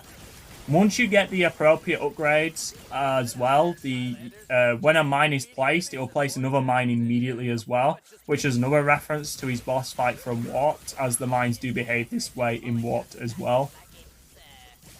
And yeah, you can just place down a lot of traps very quickly. Now, when you're playing as Dr. Neocortex, the most effective way to use these mines is actually to smash both the primary and the tertiary at the same time, as in between him throwing mines, he'll also shoot his blaster. And this is quite effective because with the blaster, if an enemy's airborne, Dr. Neocortex can keep it airborne just by shooting the enemy repeatedly. So this can be quite effective, not only for optimizing his damage, but also for being able to just, keep enemies, from attacking Dr. Neocortex, which is just very impressive, that you can juggle enemies up in the air. You can also, just spin around in circles with them as well while you're doing this, kind of, and this will force them to alternate between targets. This does become less effective if there's more enemies on the screen, of course, but you can kind of use this to keep enemies off of you while also doing pretty high damage. This is also worth doing against any enemy that has a lot of HP as well, as this extra damage does add up quite considerably. Now, depending on what path you go for, guys, you can actually improve the secondary, but in a different way. If you go with the bottom path, which is what I recommend, not only this extends the range that Uka Uka can travel, allowing him to be significantly more effective at knocking back enemies. He could also potentially hit the same enemy multiple times as well, so that's nice. With another upgrade as well, he can also, as well as one of the basic upgrades, he can also block projectiles, and him being out for longer does make it a lot easier to block projectiles. You have to be a lot less precise when you block them, as Uka Uka extends out a lot further, and he stays on the screen for a lot longer as well. So you can actually summon Uka Uka a little bit prematurely, and you can still block that projectile successfully, which is pretty nice actually. And with another upgrade, after you've blocked a projectile, Uka Uka will actually stay in the vicinity for a while, and he basically becomes a invincible minion when he's active. He cannot attack, however, he will destroy projectiles that are on the screen, and any projectiles that he successfully destroys, this will create a little explosion around where that projectile was, and it will damage all nearby enemies. This is very effective against spell punks, especially because these guys have very low health, and it doesn't take that many shots for them to end up destroying themselves in the process. It also can be quite effective against sheep mages as well, as this can significantly lower them as a threat overall, as you can just block their projectile and they cannot hit you with their projectiles for a while. Just make sure you don't get too far away from Uka Uka, because there is a limited amount of range he can see, and if you're too far away, there is a chance that the projectile could still hit you before Uka Uka sees it. So just keep that in mind. But the third upgrade on the bottom path, this lets you control Uka Uka by holding down the secondary ability, and you can control Uka Uka freely. You can like knock enemies around, you know, at range. This is pretty effective against chompies especially, but you can also use this against spell punks as well when there's only spell punks around, as you can very easily just knock them off the edge, and there's no risk of them hitting you because Uka Uka is shooting down their projectiles. So yeah, it is pretty effective in the situations that it calls for.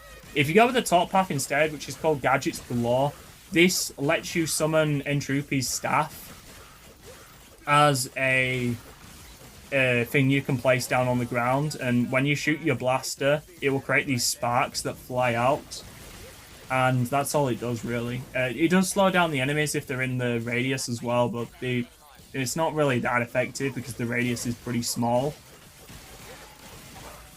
which is rather unfortunate. And chances are you will knock them outside of the effective range for this ability. So yeah, if you do get shocked yourself with the third upgrade, his blaster will do a starburst projectile after a certain distance, which can potentially hit multiple enemies. Unfortunately, if the enemy's too close though, it won't split in time, and this will result in only one projectile hitting the enemy. So just keep that in mind. It's also very hard for the blaster to hit more than one enemy at the same time, unless they're very big and there's like another enemy on the screen as well that you can prioritize instead. And the enemy's like at like the perfect angle where you can get hit twice. Very unlikely it's gonna give you a damage boost against singular targets for that reason. And overall, I just don't find this upgrade path that effective because you have to continuously keep shooting the blaster.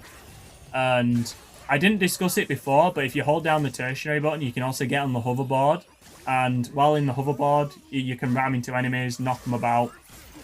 You can also drop mines still, except instead of launching them forward, you'll actually launch them behind yourself. And you can still shoot enemies forward with the energy bolts. Kind of similar to the energy blaster, right? That I've already discussed. But the thing is, Gadgets Galore doesn't actually function while you're on the hoverboard. You can't release these bolts while on a hoverboard, which is another nuisance with the path as well in general. So save yourself some headaches and just go with the bottom path.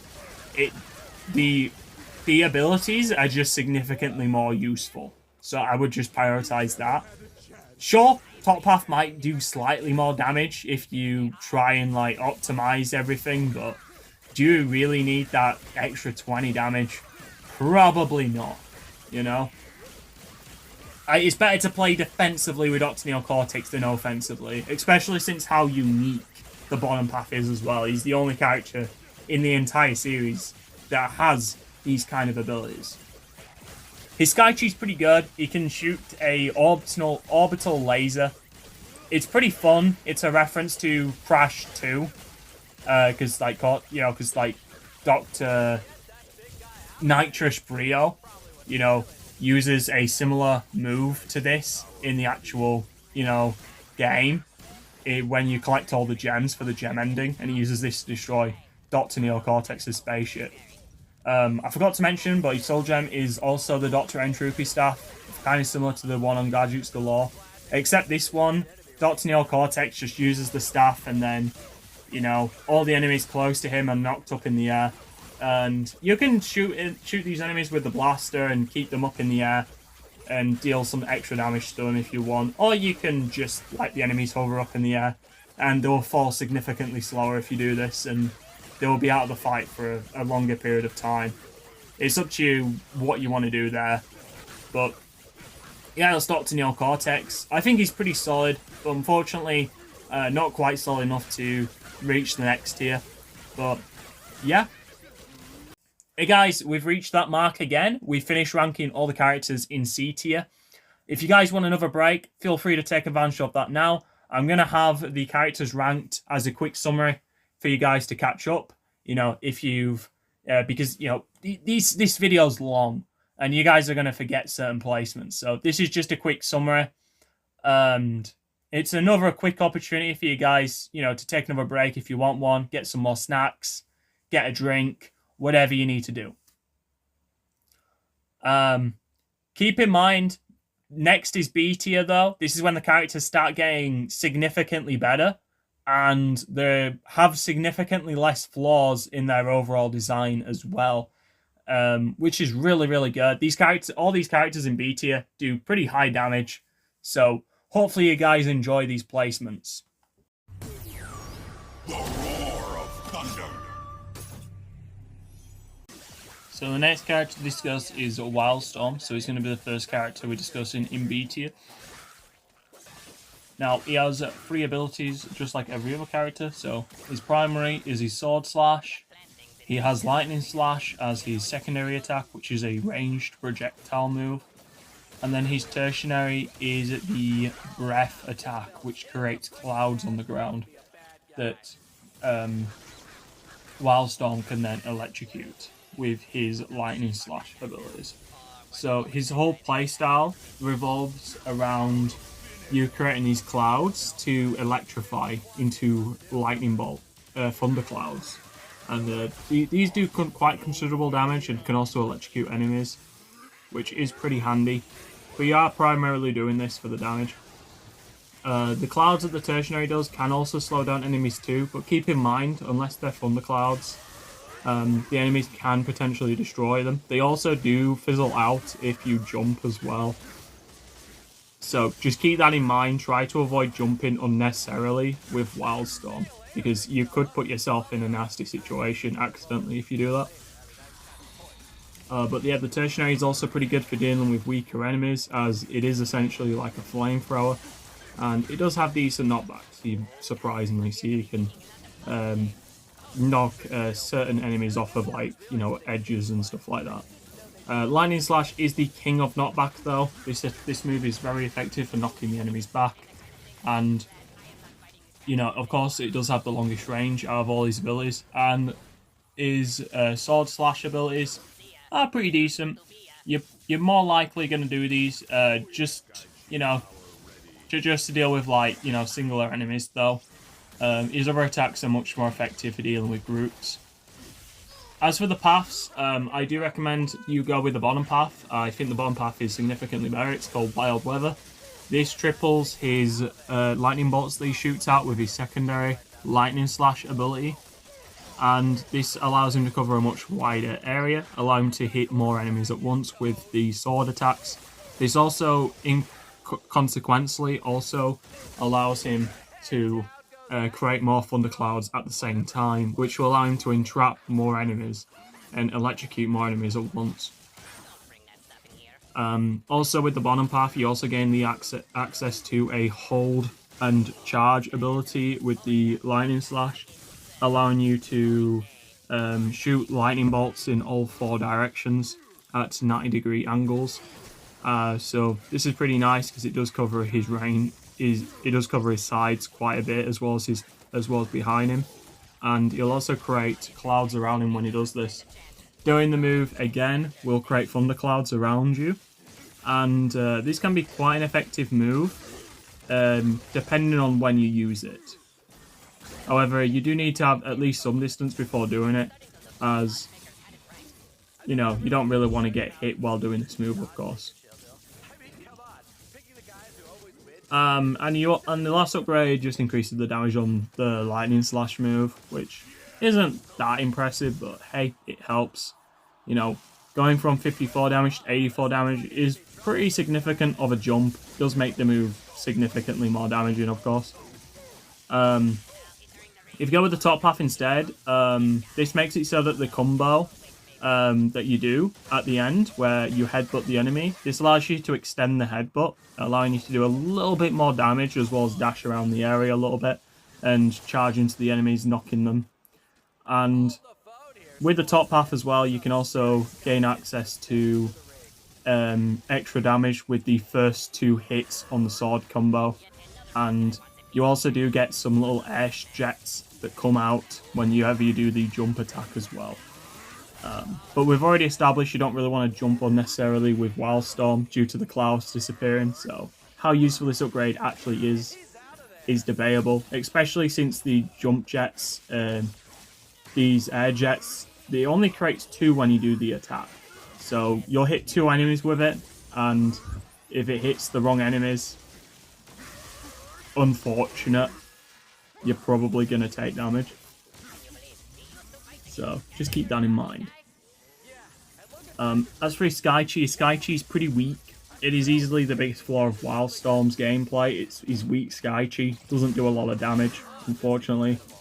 It's very ineffective against groups as well, because there is a maximum amount of lightning bolts that can be sent out from his Sky Chi. So the more enemies there are, the more split the damage is. And it's not like it's evenly split too. It chooses a random enemy to electrocute as well, so rather unfortunate. His Sky Chi is very weak. The only thing I can say that's a positive about the Sky Chi though is that Wildstorm can move freely while doing it. So you could potentially still pretty easily take out the threats that you want to take out. But yeah. But yeah, that's Wildstorm, and I think this is a pretty respectable position for any Skylander. Of course, keep in mind, he does also unlock a level similar to Robo. So, yeah, not really being factored in for the ranking, but thought I'd mention it anyway.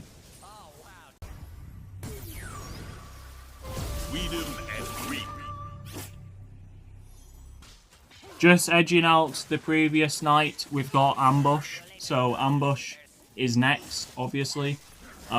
This guy relies on a ambush playstyle where you kind of wait for a little bit. You can charge up his sword by standing still, and then it will do extra damage on the next strike. And he also can cause these marks on the enemy. And how these work is that if you keep hitting the enemy, you'll generate these marks, and when the mark is fully maxed out, the next time you hit the enemy with the sword, you'll do increased damage. So just keep that in mind, that he does have these mechanics in place, so there is a bit of strategic play you can do with him. But yeah, the primary is just a combo that you just swing the sword forward. There isn't really any set combo you can do with him, but you know, he does swing the sword back and forth with the primary. If you hold down the primary button once you've purchased the necessary upgrade, he can also dash forward, where he will swing his sword forward in like a cyclone. It's pretty high damaging, so it is decent. He does also have the secondary, where he'll dash forward. Any enemies that he comes in contact with at the end will be stunned. And if you get the bottom path, there's a little explosion at the end as well, which will allow it to hit multiple enemies, which is what I highly recommend you get. And there is also the tertiary, where he will summon some logs forward. With the soul gem, you can hold this down, and you'll get a bigger area effect at the end, and you'll also do more damage. I don't recommend using the soul gem, to be honest. I don't think it's worth doing. But yeah, if you go with the bottom path, you you know, you get that little extra area effect on the secondary dash move, which I already mentioned. You also do cause marks whenever you do this as well. You also gain a barrier whenever you do the tertiary as well. The nice thing about this is that in addition to the continuous damage that it also does continuously flinch the enemy, which is very useful. In the battle, when I'm using ambush, you'll see me using the tertiary non-stop to keep this up, as this pretty much prevents the enemy from being able to do anything as long as you're in their face, which is really good. It doesn't work against enemies that are immune to being flinched, however, but against enemies that can be flinched, this is immensely powerful. And even against enemies that cannot be flinched, it is a considerable increase in damage, so it's still worth keeping up at all times. And keep in mind, if you're close enough to the enemy when you're doing the tertiary, you will absorb all nearby marks, and this will increase the duration of this move, which is pretty nice. In addition, the last upgrade on this bottom path, once you do the tertiary, if you press the primary button afterwards, you'll send the logs out in all directions. And this can be quite useful, as it does do okayish damage, and it will also make the enemies fall over when you do it, which is pretty funny. And there is a bit of range to it. It can be a bit difficult to hit enemies at range with it though, because the spread is pretty big, but still, a decent move. If you go with the top path, however, you do gain increased damage whenever you fully charge the sword, and you hit the enemy with this sword when the enemy has a max mark. This does over 1,000 damage, which is very impressive, but I don't think this upgrade's worth it. It does increase the damage a lot, but there's a lot of setup required just to do it, and all it does is increase your damage, and definitely not worth it. Especially with how situational it is to get this little damage boost. And of course, you can still do this combo anyway if you don't get this upgrade. It just won't do as much damage. So just keep that in mind. And the only other thing the top half offers you is 2 extra combos that you can do. One of which he hits the enemies with a log that he sends forward. That is easily the best of the 2 combos, as it does stun the enemies. And the other one is where he drives like a log on top of the enemies as well. I personally haven't used this path in ages, and I honestly don't think this path is really worth choosing at all, especially with how good the bottom path is. So, yeah. But the reason why I put him above Wildstorm is not because I think he's straight up better. It's literally just because of the Sky Chi. This Sky Chi is so much better. This Sky Chi does so much damage. It's kind of crazy. You do like a guaranteed 2,500 damage to every enemy on the screen. It is absolutely nuts. Easily the best Sky Chi. For the knights, period, I would say. The only thing holding Ambush back, really, is his lack of ranged moves. He has pretty much no range. But you can infinitely flinch the enemies, though, so you don't really need the range that badly. Especially in the arena, right? Because you've got that Sky Chi in your back pocket, so if there's any situations where it's remotely stressful at all, you can just clear pretty much most of the enemies up in one Sky Chi. The Sheep Barbarians could possibly survive it if you haven't already damaged them significantly, but other than that, there's not really much problem here. Ambush is just really strong, and definitely a capable Sensei if you get your hands on him, and low-key quite underrated. Quiver with fear. The next character we're going to be ranking is Buckshot. Buckshot is the second bowslinger on this list, and yes, I do think he is better than Robo. So first of all, Buckshot has these close range arrow shots. It's kind of like a shotgun blast, it does more damage the closer you are. So keep that in mind, you will hit more of your arrows if you're point blank range. His secondary is his portals, so he will so Buckshot will temporarily vanish from the enemies, and in this time, the enemies cannot target Buckshot at all. and if there is no other valid targets for them, they will just stand still. If you touch an enemy while in this state, you'll stun them as well. The stun is very temporal, but it is worth keeping in mind. It's only really useful if there are other characters in play, however, because the stun does wear off as soon as Buckshot is out of this state. However, once you get out of this state, Buckshot will emerge from a newly created portal. And Buckshot can actually interact with these portals as well with his primary attack, as if you shoot through these portals, his arrows will actually travel between the portals, which is pretty powerful. And if you've got more than a few portals, you can actually end up having these arrows covering the entire screen, which is really cool. His tertiary attack is the boomerang. He shoots out this little orb, and this will actually attract the enemies. So the enemies will be pulled towards it, and it will slowly move away from Buckshot, and then it will move again towards him. And this can line up the enemies perfectly in order for you to just spray them down with arrows whilst they're, you know, being pulled in towards this little orb. After the orb explodes, the enemies will also be thrown to the ground as well, which is pretty cool. Once you get the appropriate upgrades, you'll gain the ability for Buckshot to temporarily gain a huge attack speed after emerging from a portal, as well as a movement speed buff as well. And if you're standing still, he gains even more attack speed as well. So keep that in mind. This is where his boomerang can come in really handy, because if you manage to combo his moves effectively, you can do a lot of damage to these enemies, and you will not get punished in a return as well, because the enemies cannot physically reach you because they're being pulled in towards this orb that you've created. The nice thing about Buckshot is both of his paths are pretty good. If you go with the bottom path, you can improve his portals further. So this path focuses on making the portals do more damage. So not only will they deal damage over time to any enemies near them, and they'll also pull enemies in towards them, but you can also destroy these portals by shooting your boomerang at them. And if you get a direct hit on a portal, it will cause all portals to detonate, which is quite powerful.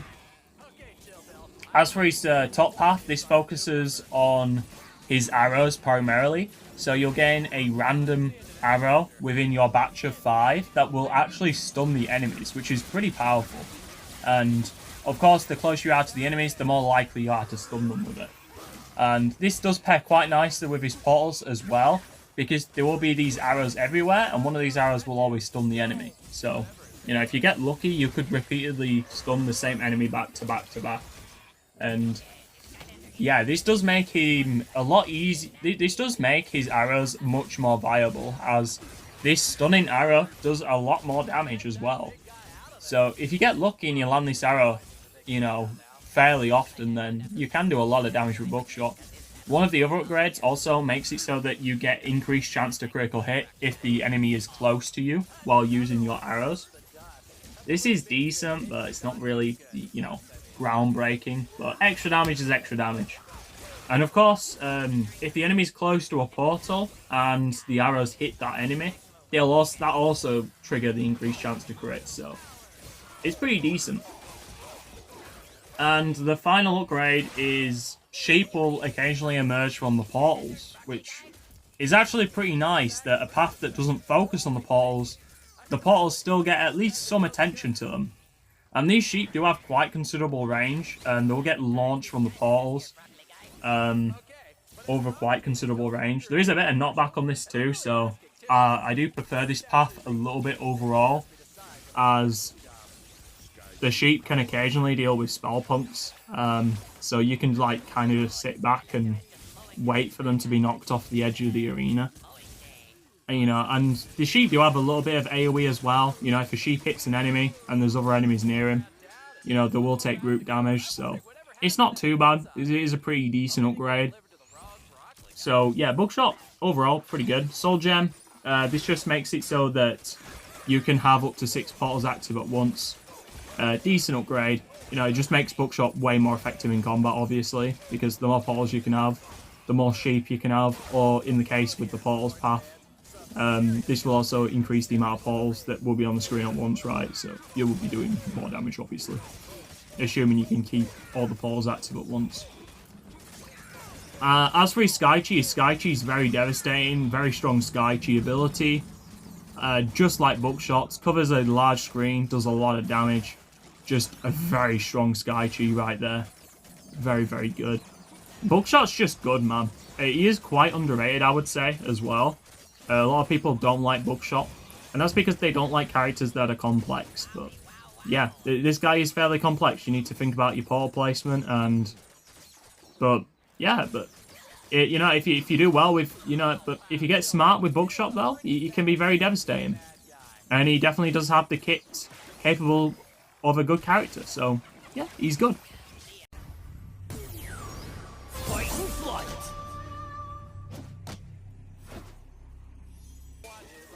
So next is Airstrike. So Airstrike is pretty cool. He has very low range and he is a brawler. So he's actually the second brawler that we're covering out of the 4. So first of all, he has the Bird Brawl ability. So this actually changes depending on his current state. So while you have the bird with you, he'll have increased reach, and he will be doing more damage with this attack as well. On the third hit as well, while he has the bird, he'll also do a short dash. And this can be quite useful for, you know, getting in and out of enemies' attacks. And, you know, you can also launch the enemies away as well, which is pretty nice. His secondary is sending out the bird for a bombing run. So when the bird gets launched out, Airstrike will create these feathers on the ground. So this is kind of similar to Chopscotch's Trail of Pain that she has on the bottom path. You know, it's kind of similar. You know, you create this like little trail of feathers, and whenever, you know, Airstrike moves, and it will do continuous damage to the enemies. While in this state as well, his Bird Brawl will transform. And in this state, it will have very little range. However, you will electrify any enemies that you touch with the Bird Brawl attack. So it's actually quite decent, as you can electrocute these enemies and they cannot really fight back against you. So even though you have abysmal range, you just stun the enemies by touching them with your melee. So yeah, that's not too bad. You'll also release an egg as well when you get the appropriate upgrade, and this egg, when broken by Airstrike, can either give you XP, gold, or most importantly, food. Doesn't give you very high quality food, granted. On Nightmare mode, this food only gives you 10 health. But you can pick a dedicated path though to increase this value, so just keep that in mind.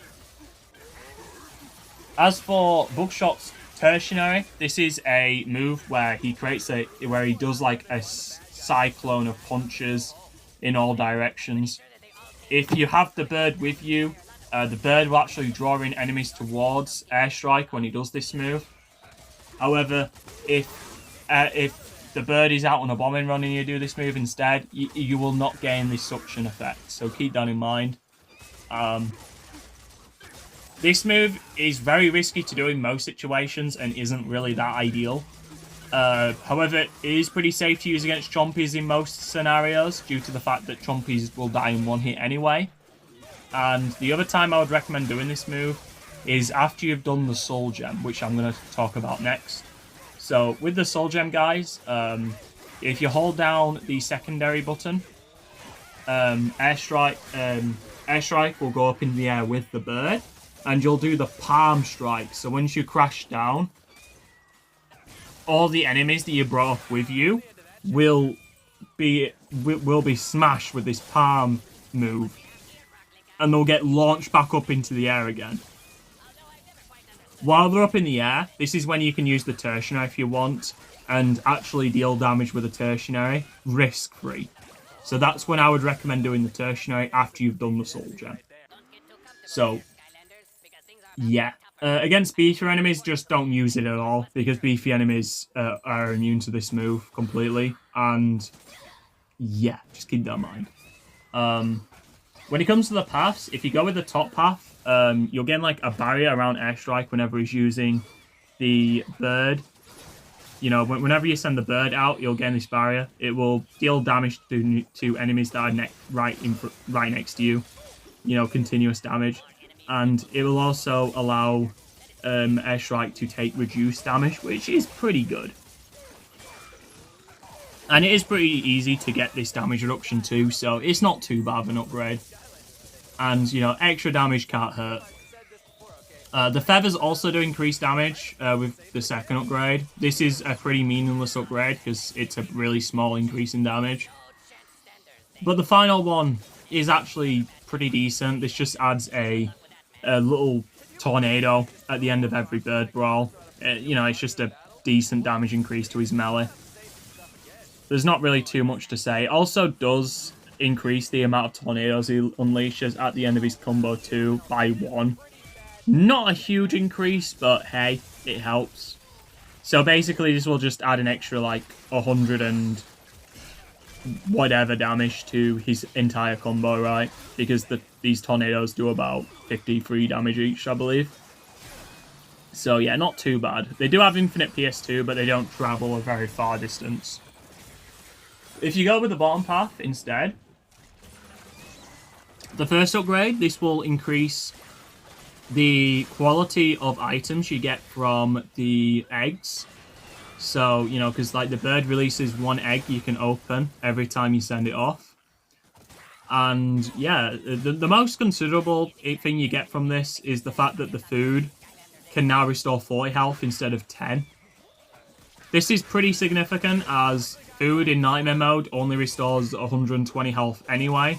So if you get lucky and you get like, you know, 3 of these items in a row. If you get 3 of these items in a row, you've basically picked up a food item off a random enemy. Like, at least that's the equivalent that you get. This is actually quite a significant amount of health that you're gaining. Unfortunately, landing the eggs is pretty tricky because the eggs will usually fly off the arena. But there is a pretty easy way to land the egg consistently on the enemy, and that is with the second upgrade. And this is, you can actually do a combo with the bird brawl attack in order to do a coordinated landing with the bird. And this combo is pretty good. So you can do this by doing square, square, square, and then you hold square. And the bird will do a coordinated landing when you do this. It has pretty decent damage, and it does have a little bit of AoE as well. So it's not too bad. And if you hit the egg with this, it will actually you'll actually launch the egg at the closest nearby enemy, so no aiming is required. This makes it very easy to benefit from Airstrike's healing. And then with the third upgrade, Airstrike, the bird, will just bomb the enemy with extra eggs.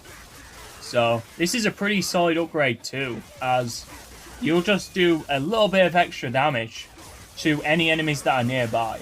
So yeah, obviously I do recommend the bottom path with Airstrike, because healing mid-battle, hell yeah, very good.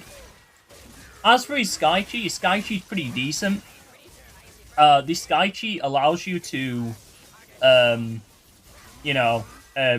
the bird, kind of like a kind of like an airboard. You know, you're just like surfing the skies, and you can just keep ramming into the enemies repeatedly.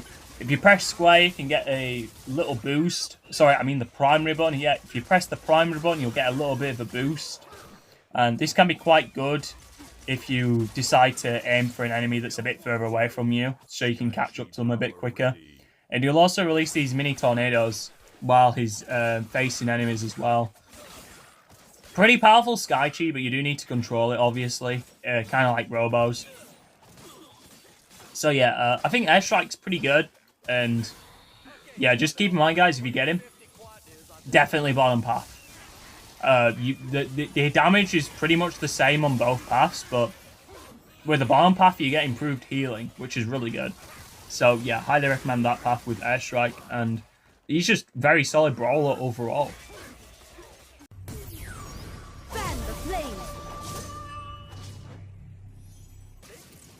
So the next character we're going to be covering is Ember. So Ember is the Fire Sentinel. And if you guys have been paying attention, she's actually the last Fire Skylander that we're going to be covering today on this tier list. So Ember's pretty good. So first of all, you've got an aerial attack. So you can do this by, you know, by jumping up in the air, and while airborne, if you do the primary attack, she'll do an aerial attack, and this attack's pretty good because it will leave these flames on the ground, and these can actually slow down the enemies as well as do continuous damage. This is the primary attack I use the most with Ember, and I'll use this to keep the enemies at distance while I charge the Supernova, which I'm going to talk about soon. But her normal primary, though, is where she just uses a dual-edged sword. And, you know, it's decent, right? It's just decent. I'll primarily use this against chompies. It's not really that effective against most enemies. So, yeah. But her aerial attack's very good. I use this all the time. As for a secondary is the Flame Geyser. This allows you to hit the enemies in an AoE, and you'll actually inflict a living bomb on them. I don't use this attack too much, to be honest. It is mostly a move that you're going to use on the bottom path. You're not really using it on the top path too much. And I will talk about the paths when we get to that. As for her tertiary, this is the Supernova. This is actually her strongest attack, and this does easily the most damage. And once you get the appropriate upgrades, you can hold it down. And while you're holding it down, the Supernova will grow in size. And once you're ready to launch it, it will explode in a huge AoE and do a lot of damage. Uncharged, it can only hit one enemy, and it doesn't do nearly as much damage, so just keep that in mind. Keep in mind also, though, that her movement speed is penalized while she's charging the Supernova. So just keep that in mind. Can be a bit tricky. When it comes to the paths you guys can choose, you can either go with the top path or you can go with the bottom path. The top path is called Samurai Combos, whereas the bottom path is called the Living Bomb path. So if you go with the bottom path, you can improve her Flame Geyser, so it does more damage. You'll also allow the Living Bombs to do AoE damage, so this makes the move significantly more effective against large groups of enemies. You will probably want to rely on her aerial attack, however, to slow the enemies down if the group of enemies is significant, as you can very easily get overwhelmed due to the slow nature of this move. But the main reason why you want to go with the bottom path, if at all, is for the Purifying Flame upgrade. This makes it so that the Living Bombs, if you're close to them, when they detonate, will actually heal Ember. The healing rate is actually quite slow. It's only 5 health. But keep in mind, you can actually gain a lot of health if you tag a lot of enemies with this attack at once. And this does pair quite nicely with the Sky Chi as well. Not Sky Chi, the Soul Gem. Because the Soul Gem ability will temporarily make Ember invincible for 10 seconds. So, you know, if this triggers when there's a lot of enemies on the screen, you can pretty carelessly use the Flame Geyser move without any consequences for those next 10 seconds and try and heal a significant amount of HP. So, yeah, that is the bottom path. As for the top path, this is Samurai Combos. The main reason you pick this path, if you pick it, is literally just for the first upgrade. And that is because of Inner Fire. And this will give you increased damage the lower your health is. And the crazy thing is, this is a massive boost in damage. When you've got this damage boost active, Ember is actually the strongest Skylander in the game when it comes to damage. Her damage on the Sky Chi is actually completely unrivaled. In fact, her Sky Chi is so strong, when she's significantly damaged, she can actually kill Sheep Barbarians from full HP with just the Sky Chi alone. Isn't that insane? That is mental. It's huge damage. As for the second upgrade, this gives her the Flame Dash. This sounds good on paper until you realise that she just dashes in a triangle formation, and you have no control over the direction she goes. She's going in a set direction. Yeah, this move's useless, unfortunately. And the samurai combos are decent. The better one of the two is definitely the flaming palm move. This move's pretty decent. The other one's not that good, but yeah, that's Ember for you. But obviously the Soul Gem is great no matter what path you pick, because you're invincible for 10 seconds. That is great for either concept of the paths. That's great for the path on the top path, because if you're low on HP, you can pretty much just do your strongest moves without consequence, because, you know, you're invincible. So, yeah, that's cool. And it's beneficial on the bottom path too, because, you know, because if you're low on health, you can carelessly just spam the Flame Geyser move and rapidly heal HP. You probably won't get to full HP, but you might get to about 100 or 200 health. You pick up some food and you're not too bad anymore, right? You know, I've made a path guide on, you know, the Living Bomb path before. It's decent. It's decent. If you want fast clear times, though, definitely want top path. In fact, Ember in the Skyland Battle Series currently has the fastest clear time of 21 minutes. Which is really insane when you consider the fact that Flarewolf got 41 minutes. Yeah, she almost halved Flarewolf's time. Isn't that crazy? But yeah, that's Ember. Very good character. The only reason I didn't put her any higher is because her damage on the top half only really gets crazy when you're on low health, which does make her feel like a glass cannon at times. And there are characters that match that damage without needing to be on low health. The speed of light. So the next character going to be ranking is the fastest Skylander alive, Aurora. Or at least she is on the bad path. So, yeah, Aurora is one of those characters where she's incredibly weak before you pick a path, which is rather unfortunate. But, you know, we'll get into that when we get there, right? So, anyway, her primary is pretty bad. Low range, low damage. Not a great combo. Her light dash is pretty good. It's an effective dash, and it does decent damage. And then there's also her light sword ability, which is abysmal. Once you start picking a path, you can either pick two paths, bottom or top. If you go with the bottom path, this is the fastest Skylander alive path, and this allows you to hold down the dash button, and you'll just continuously keep dashing. This also does remove the delay between dashes as well, making it significantly faster. The second upgrade is Momentum, which will give her guaranteed crits on the primary after finishing a dash temporarily. It's a pretty considerable boost in damage, but doesn't really fix the issues with the damage, though. It's still really low. And the last upgrade increases the damage on the light dash, and you also drop a light sword every time you perform the dash. So, yeah, this path's pretty bad. The other path, though, is decent. This gives her combos. So, you'll gain 3 different combo finishes. You get the primary, which, you know, it's not the best combo that she has. I would say it's the worst of the 3, but it is still a lot better than her normal melee. This combo finisher does a lot more damage than just doing her, you know, than just mashing her melee otherwise, so it's not too terrible. Her sword chi attack is pretty good though. This is a ranged projectile finally, and you're going to be using this against enemies at range in order to knock them over, and as well as, you know, just do a little bit of knockback damage. And she also has the swinging sword attack, and this attack's pretty good. You know, you'll see me spam this non-stop in the actual battles, and, you know, it does a lot of damage.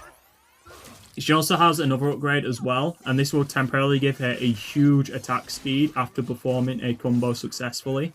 And this just makes it a lot easier to keep chaining these powerful combos together. and absolutely tear enemies to pieces. Her soul gem allows her to temporarily gain an attack damage buff. It is pretty decent. It is a decent attack buff, and it's also for all of her attacks as well, so it is pretty good. You won't see me do it in the actual battles though, because I didn't feel like I needed it, and I did have to find an opening in order to do it anyway, so I didn't really feel like it was worth the risk, but you know, it is there if you feel like doing extra damage. Her Sky Chi is pretty good. She'll just continuously keep dashing into the enemies. And this is great because you can just focus down the enemies that you need to kill with it, right? And then you can also dash to safety afterwards, reducing the risk of getting hit significantly. So yeah, pretty good Sky Chi, low risk, and gets the job done. Can't really complain too much.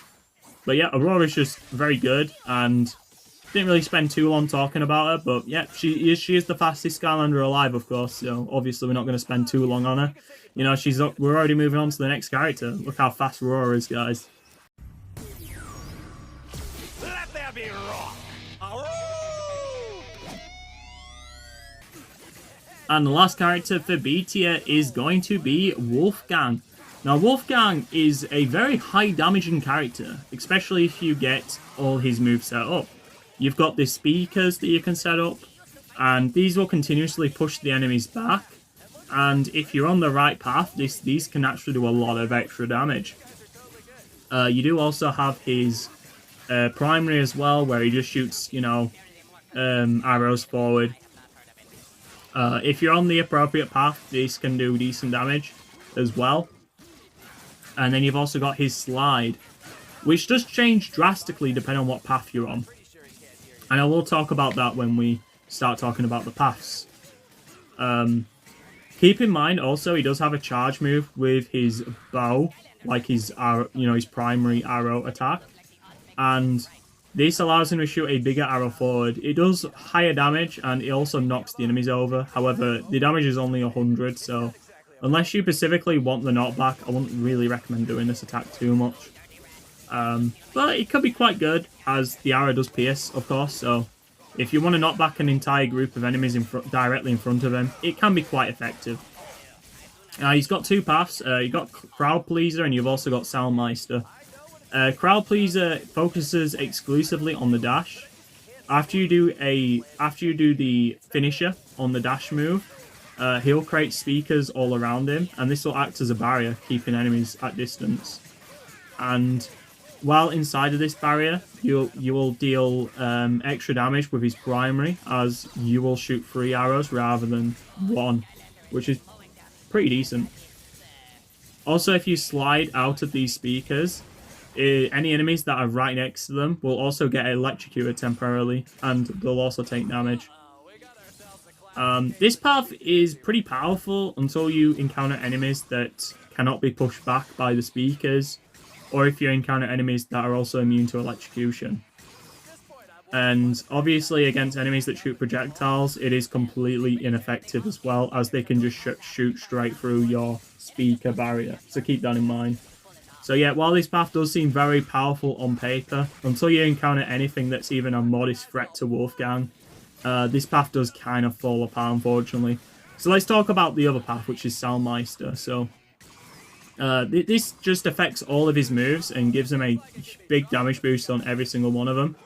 So let's talk about his slide again, though. So this path, instead of giving Wolfgang some little speakers whenever he finishes his slide, this path instead will give him little projectiles that roll out from behind. These do decent damage, but they also slow down enemies as well. And you'll see me doing this attack quite a lot in battle to both slow down the enemies and also deal considerable damage to them. You also do damage over time on the arrows as well, which is pretty decent, and it does add up a lot of extra damage. And for the speakers as well, as long as you keep shooting his bow, the speakers will shoot arrows continuously out of them. And this does dramatically increase Wolfgang's damage. You'll see me using these speakers a lot in battle. The only thing I can really say about Wolfgang that's like a huge flaw to his overall design, though, besides having a pretty bad soul gem, is Wolfgang has very low health, only 690 health, and he can very easily get hit by a projectile while he's placing down those speakers, which he will have to keep up if he wants to keep his high damage on the Soundmeister path. As for the Soul Gem's pretty bad. You just, it's pretty much completely ineffective unless you're fighting really weak enemies, unfortunately. As it does push the enemies back, but you can't cancel the move at all, so if a stronger enemy spawns in the arena while you're doing it, you're pretty much cooked. And I guess we should talk about his Sky Chi next as well. His Sky Chi is pretty good, just does continuous high damage. You can control it. Range is pretty bad. Yeah, my opinions on this Sky Chi's gone down quite a bit. I think Aurora's better now and with the Sky Chi, etc. But the reason why Wolfgang, I'm putting him in this position at the top of B tier is because of his absurd damage. But he does have some issues though. He's yeah, Wolfgang's one of those characters where he has the damage of an A tier character, but he has the flaws of a B tier character. And yeah, this was the highest I could put Wolfgang, unfortunately. I really wanted to put him higher than this, but his flaws are pretty big, to be honest. He's definitely not the best against ranged enemies in particular. But against enemies that don't have range, though, he can pretty effortlessly cheese them, so that's nice. Alright guys, we just finished ranking the B tier characters. Feel free to pause and just review the characters that we've currently ranked. This video, again, very long, and I'm just giving you guys a quick refresher on the current positions of the characters. Also, use this as an opportunity to take a break, refuel, before we move on to the A tier, which is going to be the longest tier, has the most characters in it. Hopefully you guys are enjoying the video so far, and I'll see you when we move on to A tier. A shot in the dark. So next we got is Starcast. So Starcast has a shurikens, which he can throw forward. After he's thrown every shuriken that's in his hand, he can throw a final one out, and this will have infinite pierce and also incredible knockback. And this is a really powerful ability in the arena because throwing the enemy out of bounds is an insta-kill. He does also can ride the star with his secondary. This does change his primary while riding the star to throw a massive shuriken forward. And this will roll on the ground, and if it interacts with an enemy, it'll explode, dealing AoE damage and launching the enemies away. And also any enemies that are close to the star will be pushed back slightly, but will also take continuous damage. As for his tertiary, it is Shadow Decoy. This will allow Star Strike to temporarily become invisible, and the decoy can also attract the enemies away from Starcast and do damage to them if the enemies get close. Now, depending on what path you pick, will depend on if you if you'll gain additional attacks while riding the star, or if you decide to upgrade the Shadow Decoy to do more damage. Let's say you pick the top path, which is Mega Start Me Up. This will improve Starcast's abilities while on the star. So, first of all, you gain Star Stomp, which you can do by doing the tertiary while riding the star. This will cause Star Strike to destroy the star he's currently riding on immediately, but it will also cause a shockwave, which will not only damage the enemies, but also launch them up in the air a little bit. This is enough just to give Starcast a very easy escape if he's locked in a corner. And that's primarily what you're probably going to be using this move for. His other upgrade lets him jump off the star prematurely, and the star will stay there for the rest of its duration. This is pretty good because this allows you to have the star active while also being able to, repair his other attacks, such as his Shadow Decoy, for example.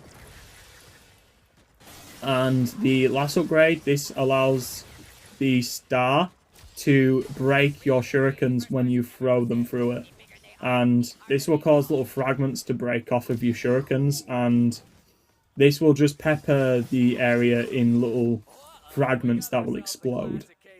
And it is decently powerful for the knockback, but damage-wise, not very good, and also not very practical to do because you have to set it all up, right? Not great.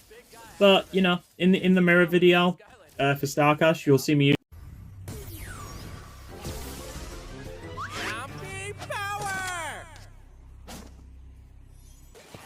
Next character I'm going to be ranking is Chompy Mage. So, Chompy Mage, he has 3 abilities. You know, he can shoot his bazooka, which will spawn a Chompy when it either hits the terrain or if it hits an enemy.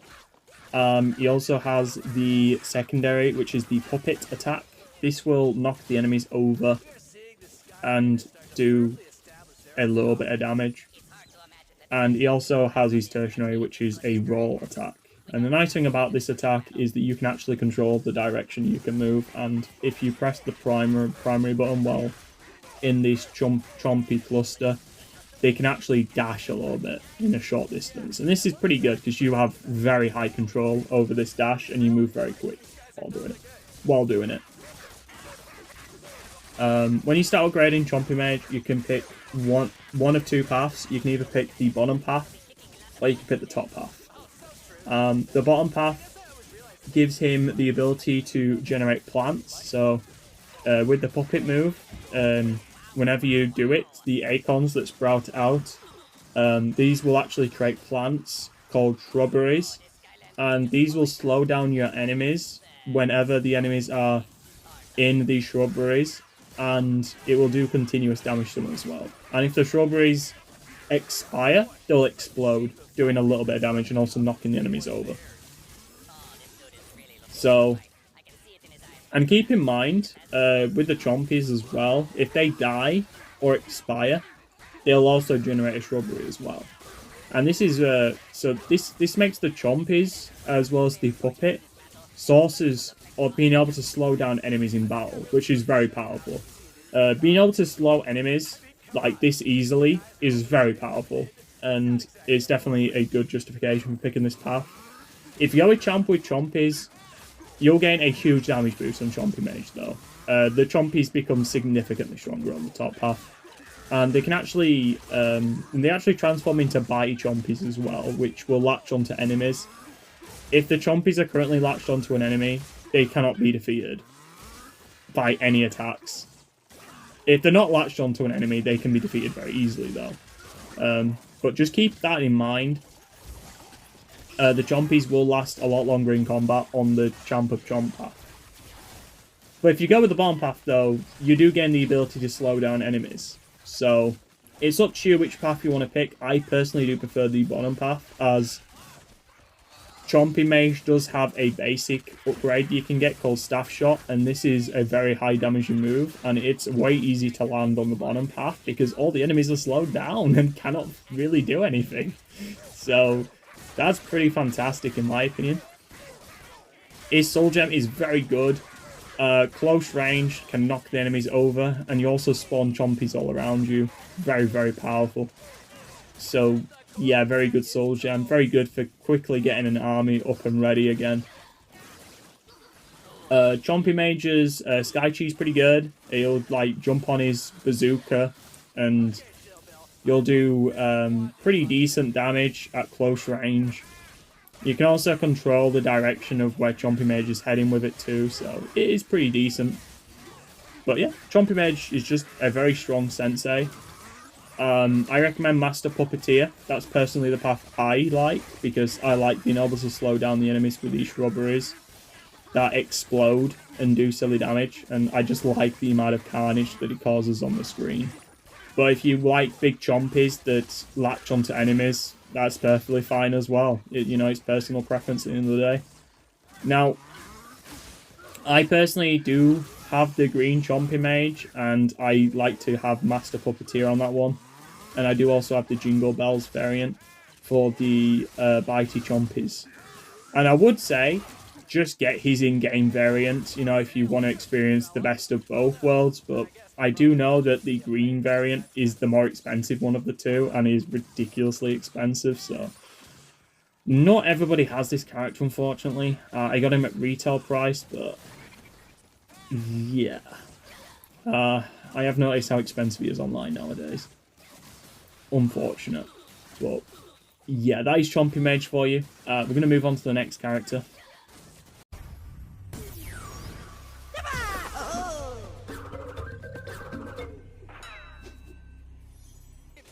So the next character we're ranking is going to be Crash Bandicoot. Probably a very surprising one, because, you know, this guy didn't really get a very good time at all in the Skyland Battle series. But, you know, like I said, the character's time clear's not really that big of a thing I'm considering here. Now, the reason why Crash Bandicoot is this high up on the list, and he actually reached the top 10 position, is literally for one reason and one reason only, and that is, he is the tankiest Sensei in the game. And yes, that is probably the hottest take ever, because he only has 450 health. But guys, if you play Nightmare Mode, that does not matter at all. The total health of this character does not matter at all, because he has the extra life mechanic, and this mechanic is absurdly busted. And I will explain this just right now, okay? So how his extra lives work is that after he is KO'd, instead of being KO'd outright and the character having to rest, Crash Bandicoot will just lose one of his lives. And the thing is, guys, he can have up to 4 lives active at once. So let's say he's getting hit by a rat for 230 damage. The first hit, he'll tank it. The second hit, he'll lose a life. The third hit, he'll lose another life. So now he's down from 4 lives to 2 lives. The fourth hit, he'll lose another life. And on the fifth hit, he'll lose his final life, right? So, how much damage is Crash Bandicoot taking in that battle so far? That is a good question, guys. What is 5 times 230? Yes. It's over 1,000 damage. Crash Bandicoot has taken over 1,000 damage and survived. This makes him as strong as Grave Clobber, just in terms of total HP. Yes, he only gains 60 health when he revives, true. But that does not matter, because the enemy will deal far more than 230, will deal far more than 60 damage in a single hit. Like I said, a rat alone does 230 damage in Nightmare Mode. If that's the kind of level of damage you're taking on every hit, then does that really matter if you only have 60 health? Like, he's not surviving it even if he had 200 health, so yeah, when he revived. But like I said, guys, like, the amount of damage that Chompy Mage can take is comparable to a character with significantly more health than he has. But the thing is, guys, what makes Crash Bandicoot absolutely absurd in the arena is the fact that he can gain extra lives mid-battle. That's right, whenever you summon a crate, there is a chance that it could be a life crate. And when Crash Bandicoot breaks this life crate, he will gain 1 extra life. So, while most characters in the arena, they're exclusively relying on food pickups, Crash Bandicoot, however, he can gain extra lives and still benefit from food that will restore his health.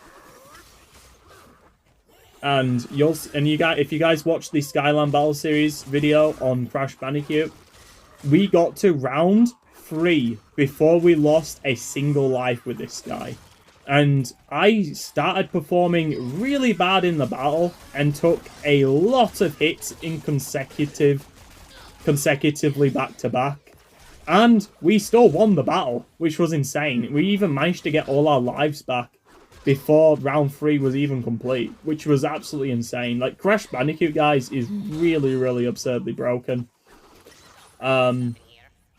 Just because of that reason alone. Now, let's discuss his attacks. So, his primary is his punching attacks. So, and if you do his combo, you can also spin in a circle. And this move's okay. You'll probably use this primarily for weaker enemies, but it does also chain quite well with his secondary. And his secondary does allow him to summon crates.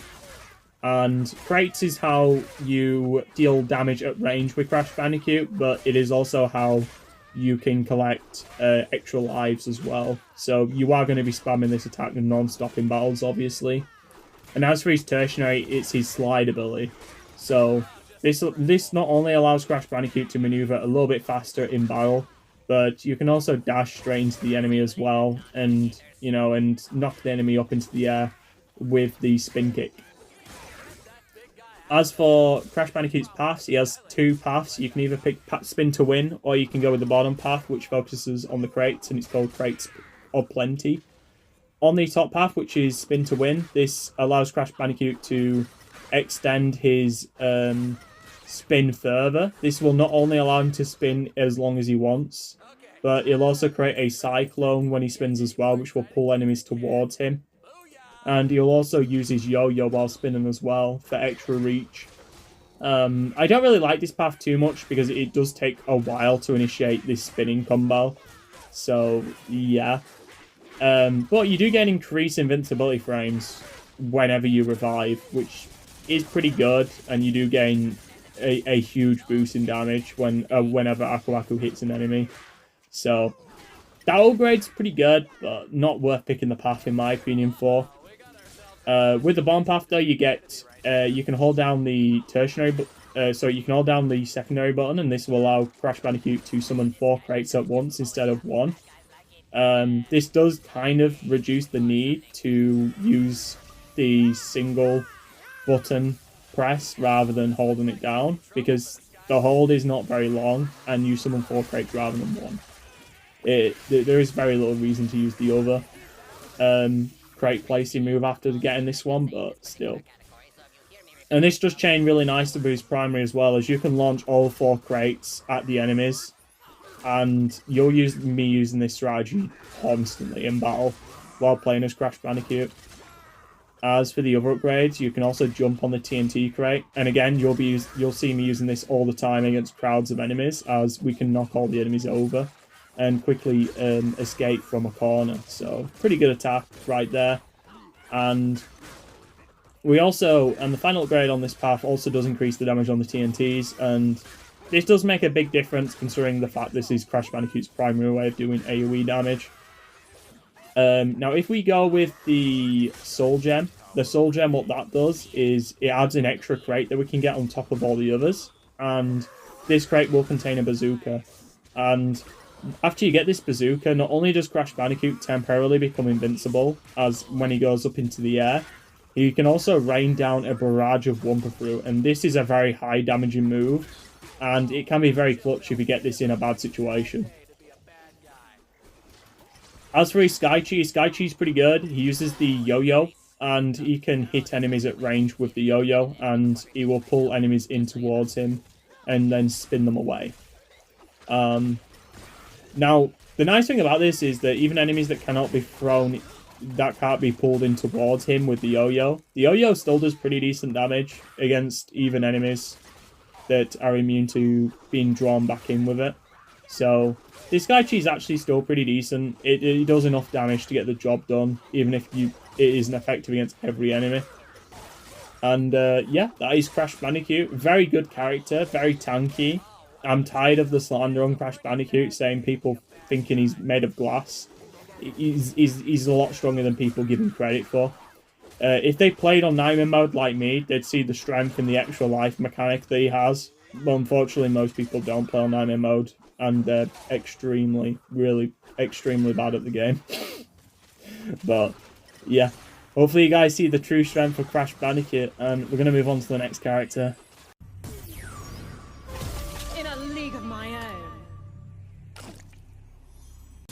Alright, so the next character we rank in is Typool. So Typool has 3 attacks, one of which is their Squid Pistols, where she can shoot a barrage of ink bullets.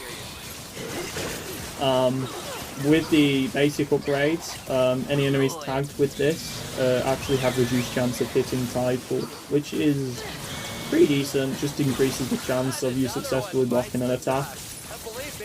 If you go with the Squid, so the secondary lets her summon these squids, and these just do damage over time.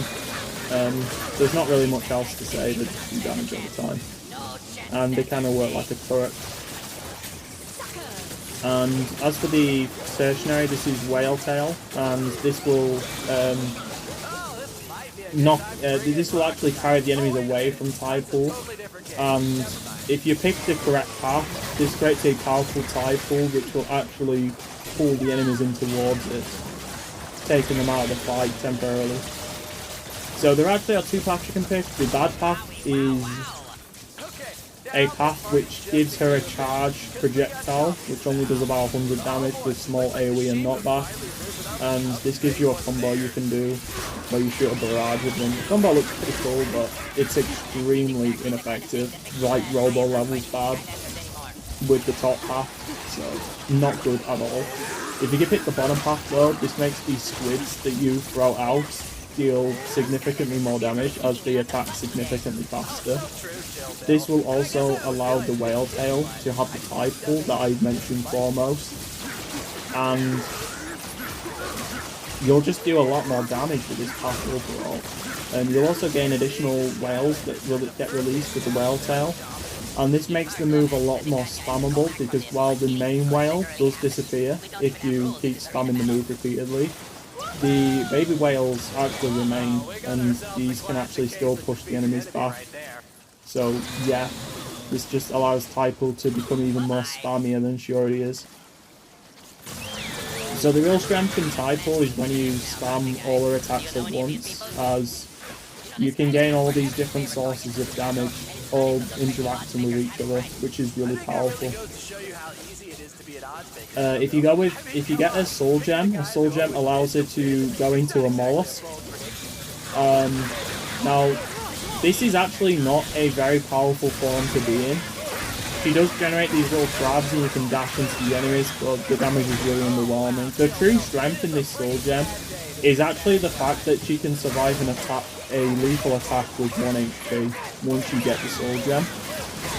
There is nothing that stayed in her upgrade that it's a thing, but I guarantee you guys it is a thing. I don't get it on video in this actual ranking video, but I do have path guides on her in the past where I do show off this ability in battle. But yeah, just keep in mind it does exist. It is something that can happen, which is pretty cool. But yeah, that is Tide Pool. There's not really much else to say about her. She's just a strong character. The only reason why I didn't put her higher up on this list is exclusively just because whilst she's very good at keeping enemies away from her and she does high damage, there is at least one character that functions very similarly to her that just straight up does more damage. Like, I'm just going to be brutal. It's the only reason why she's not ranked higher. It's because there are characters that do what she does but better. But that being said, what Tide Pool is good at is still warrants her being in this position though. She's still incredibly good. The scales of justice. Now the next character we're ranking is Pit Boss. Yes, there are 2 sorcerers in the top 10. Isn't that crazy? Well, yeah, Pit Boss is very good. So he has the primary where he can shoot these vipers forward. These don't do a lot of damage, but the nice thing about these is they're actually capable of pierce, and every single shot can pierce the enemies, which is very, very strong. And the last shot that he does on this attack actually does do a lot of knockback, which is really good. If you interact with the if you decide to use his tertiary and stay inside the Viper Pit, you'll actually gain a damage boost on the primary. It is actually possible, by the way, to bug out this boost in damage and keep it permanently, as if you stay in the Viper Pit when it expires, sometimes the damage boost will actually carry over, even while you're outside of the Viper Pit. And after you've initiated this bug, whenever you go in a Viper Pit, you will actually keep the damage boost no matter what as well, which is really good. And you'll keep this until you leave the level 2, which is really, really good. As for his secondary, this is his snake form. This allows him to just move a lot faster. And once you've purchased the necessary upgrades on the basic upgrades, he'll actually be able to pick up enemies and carry them with him and you can actually move them to an area where you'd rather fight, which is pretty good. And once you start investing in the paths, this upgrade does get a lot better. But you also do have the Viper Pit as well, which does continuous damage to enemies that are within it. There are two paths you can focus on, the top and bottom path. If you pick the top path, this focuses on the Viper Pits primarily, as this allows the Viper Pits to do increased damage, and also shoot out Vipers whenever it damages an enemy, or just spontaneously once you've got the last upgrade. The Viper Pits also can be summoned after leaving snake form, if you leave snake form by jumping. And this can be quite good, as you can lure you can carry the enemies and then just lure them straight into a Viper Pit that you've just created, which is really, really good. As for his bottom path, this focuses on the snake form. I don't think this path is as good, as I don't think Pit Boss necessarily needs the snake shedding barrier. And as for the other upgrades to the snake form, they're very unnecessary. You definitely get much more damage by upgrading the Viper Pits. As for his Sky Chi is very strong, does high damage. Just does everything you want out of a Sky Chi pretty much. High damage. And yeah, there's not really much to say. It's just very strong and gets the job done. As for his Soul Gem's really fun to use. If you coil up while doing his snake form, you can summon this massive Viper head. Keep in mind, guys, you can actually cancel this move early as well by jumping after you successfully pull off the disembodied head attack. So you can cancel it early by jumping. So just keep that in mind. And yeah. Pit Boss is just strong, just very fast, maneuverable Skylander with high damage, and you can summon a bunch of Viper Pits for extra damage. Like, he's just good. He's just really, really good. You know, he just obliterates all the enemies very effortlessly. The only reason why I'm not putting him any higher is literally because, I don't know, I think the other characters are better. Like the reasons to differentiate the characters once we get into the higher ranks gets harder and harder because these characters are just so strong. But yeah, that's Pit Boss.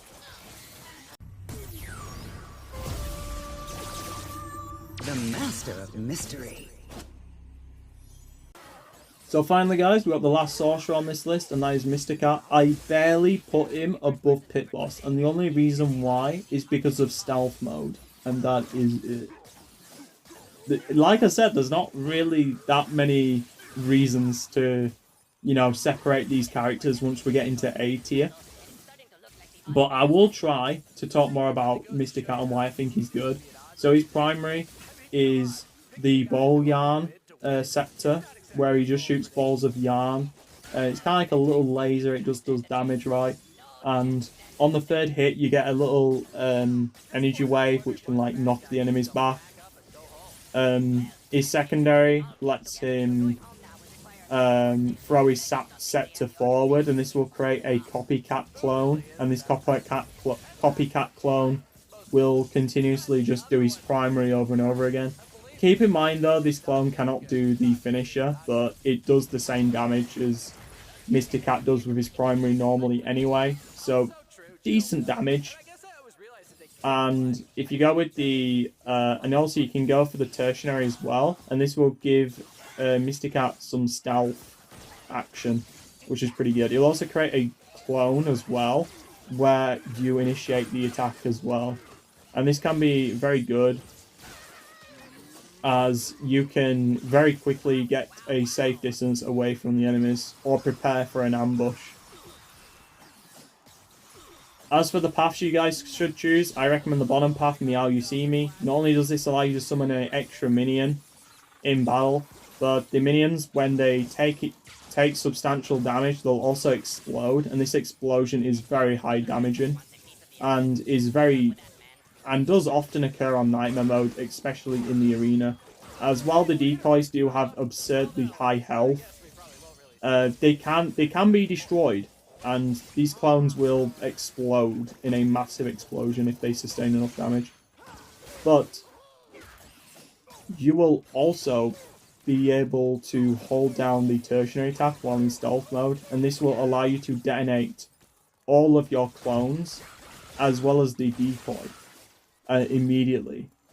So this is pretty good, as you can do a lot of damage with this move. And also, if you're close to an enemy when you hold down the tertiary button, you'll actually swipe them away. And this is a pretty powerful swipe attack. It does high damage. And yeah, Mr. Cat is just the perfect ambush character. You can set up, you can like set up your decoys, then you can like do your tertiary to go invisible. Go to a high priority target, get behind them, hold down the tertiary button, swipe at them, and then have an explosion around you, which will most likely kill them. And any enemies that are really beefy, they usually don't last very long against Mr. Cat anyway, because they're just taking constant damage. And Mr. Cat also moves very fast, by the way, when in stealth as well. So he's a very fast Skylander in addition to everything else. The only real issue with Mr. Cat is he's got low health. But because he has stealth mode, it's pretty easy to avoid taking damage anyway. The only real enemies you have to really worry about are ranged enemies, as it is quite easy to accidentally run into their projectiles if you're not paying attention to them. So while they might not be locked onto you, they could still potentially hit you, of course. As for his soul gem lets him summon a ball of yarn, and this basically just continuously does balls of yarn at the enemies. Keep in mind his primary, I completely forgot about it, but he also does have these balls of yarn that actually orbit him when he's doing his primary, which does allow him to do a little bit of extra damage to enemies close. I personally don't really care for this, but it is worth keeping in mind. I just remembered it now. And and after the soul gem is finished, he also summons a decoy as well. So this is pretty good. I usually like to do this after summoning all my decoys in. I do his soul gem. So, if a decoy dies in battle, or if like one expires, the soul gem will summon a new one to replace him immediately. So that's pretty nice. As for Skychi's pretty decent. He summons this ball of yarn, and this will deal damage to any enemies that touch it, but it'll also shoot out these projectiles. And yeah, it's a pretty strong Skychi, definitely gets the job done. It's not quite as powerful as Pit Boss's Skychi, but it's still pretty strong. It does a lot of damage still. It's one of the higher damaging ones, definitely. And yeah, Mr. Cat doesn't really need the Skychi, to be honest. I don't think Pit Boss needs his particularly either. But they are pretty powerful, and so yeah, they're good. It's good. It's just good.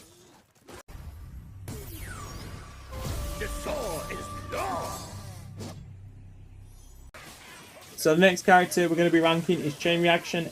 Barely missing out on the top 5, but holy, what a glow up from his previous ranking on the Masters tier list, eh?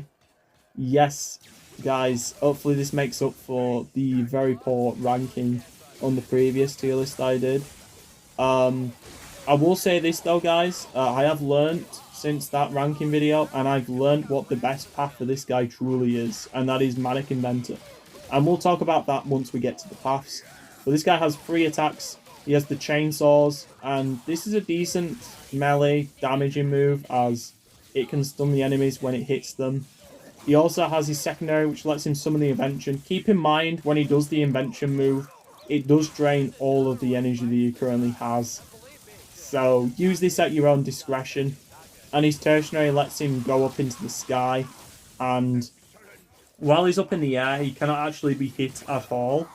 And once you get the appropriate upgrades, he'll do continuous damage to any enemies that are immediately below him. When he crash lands, he'll do pretty modest damage.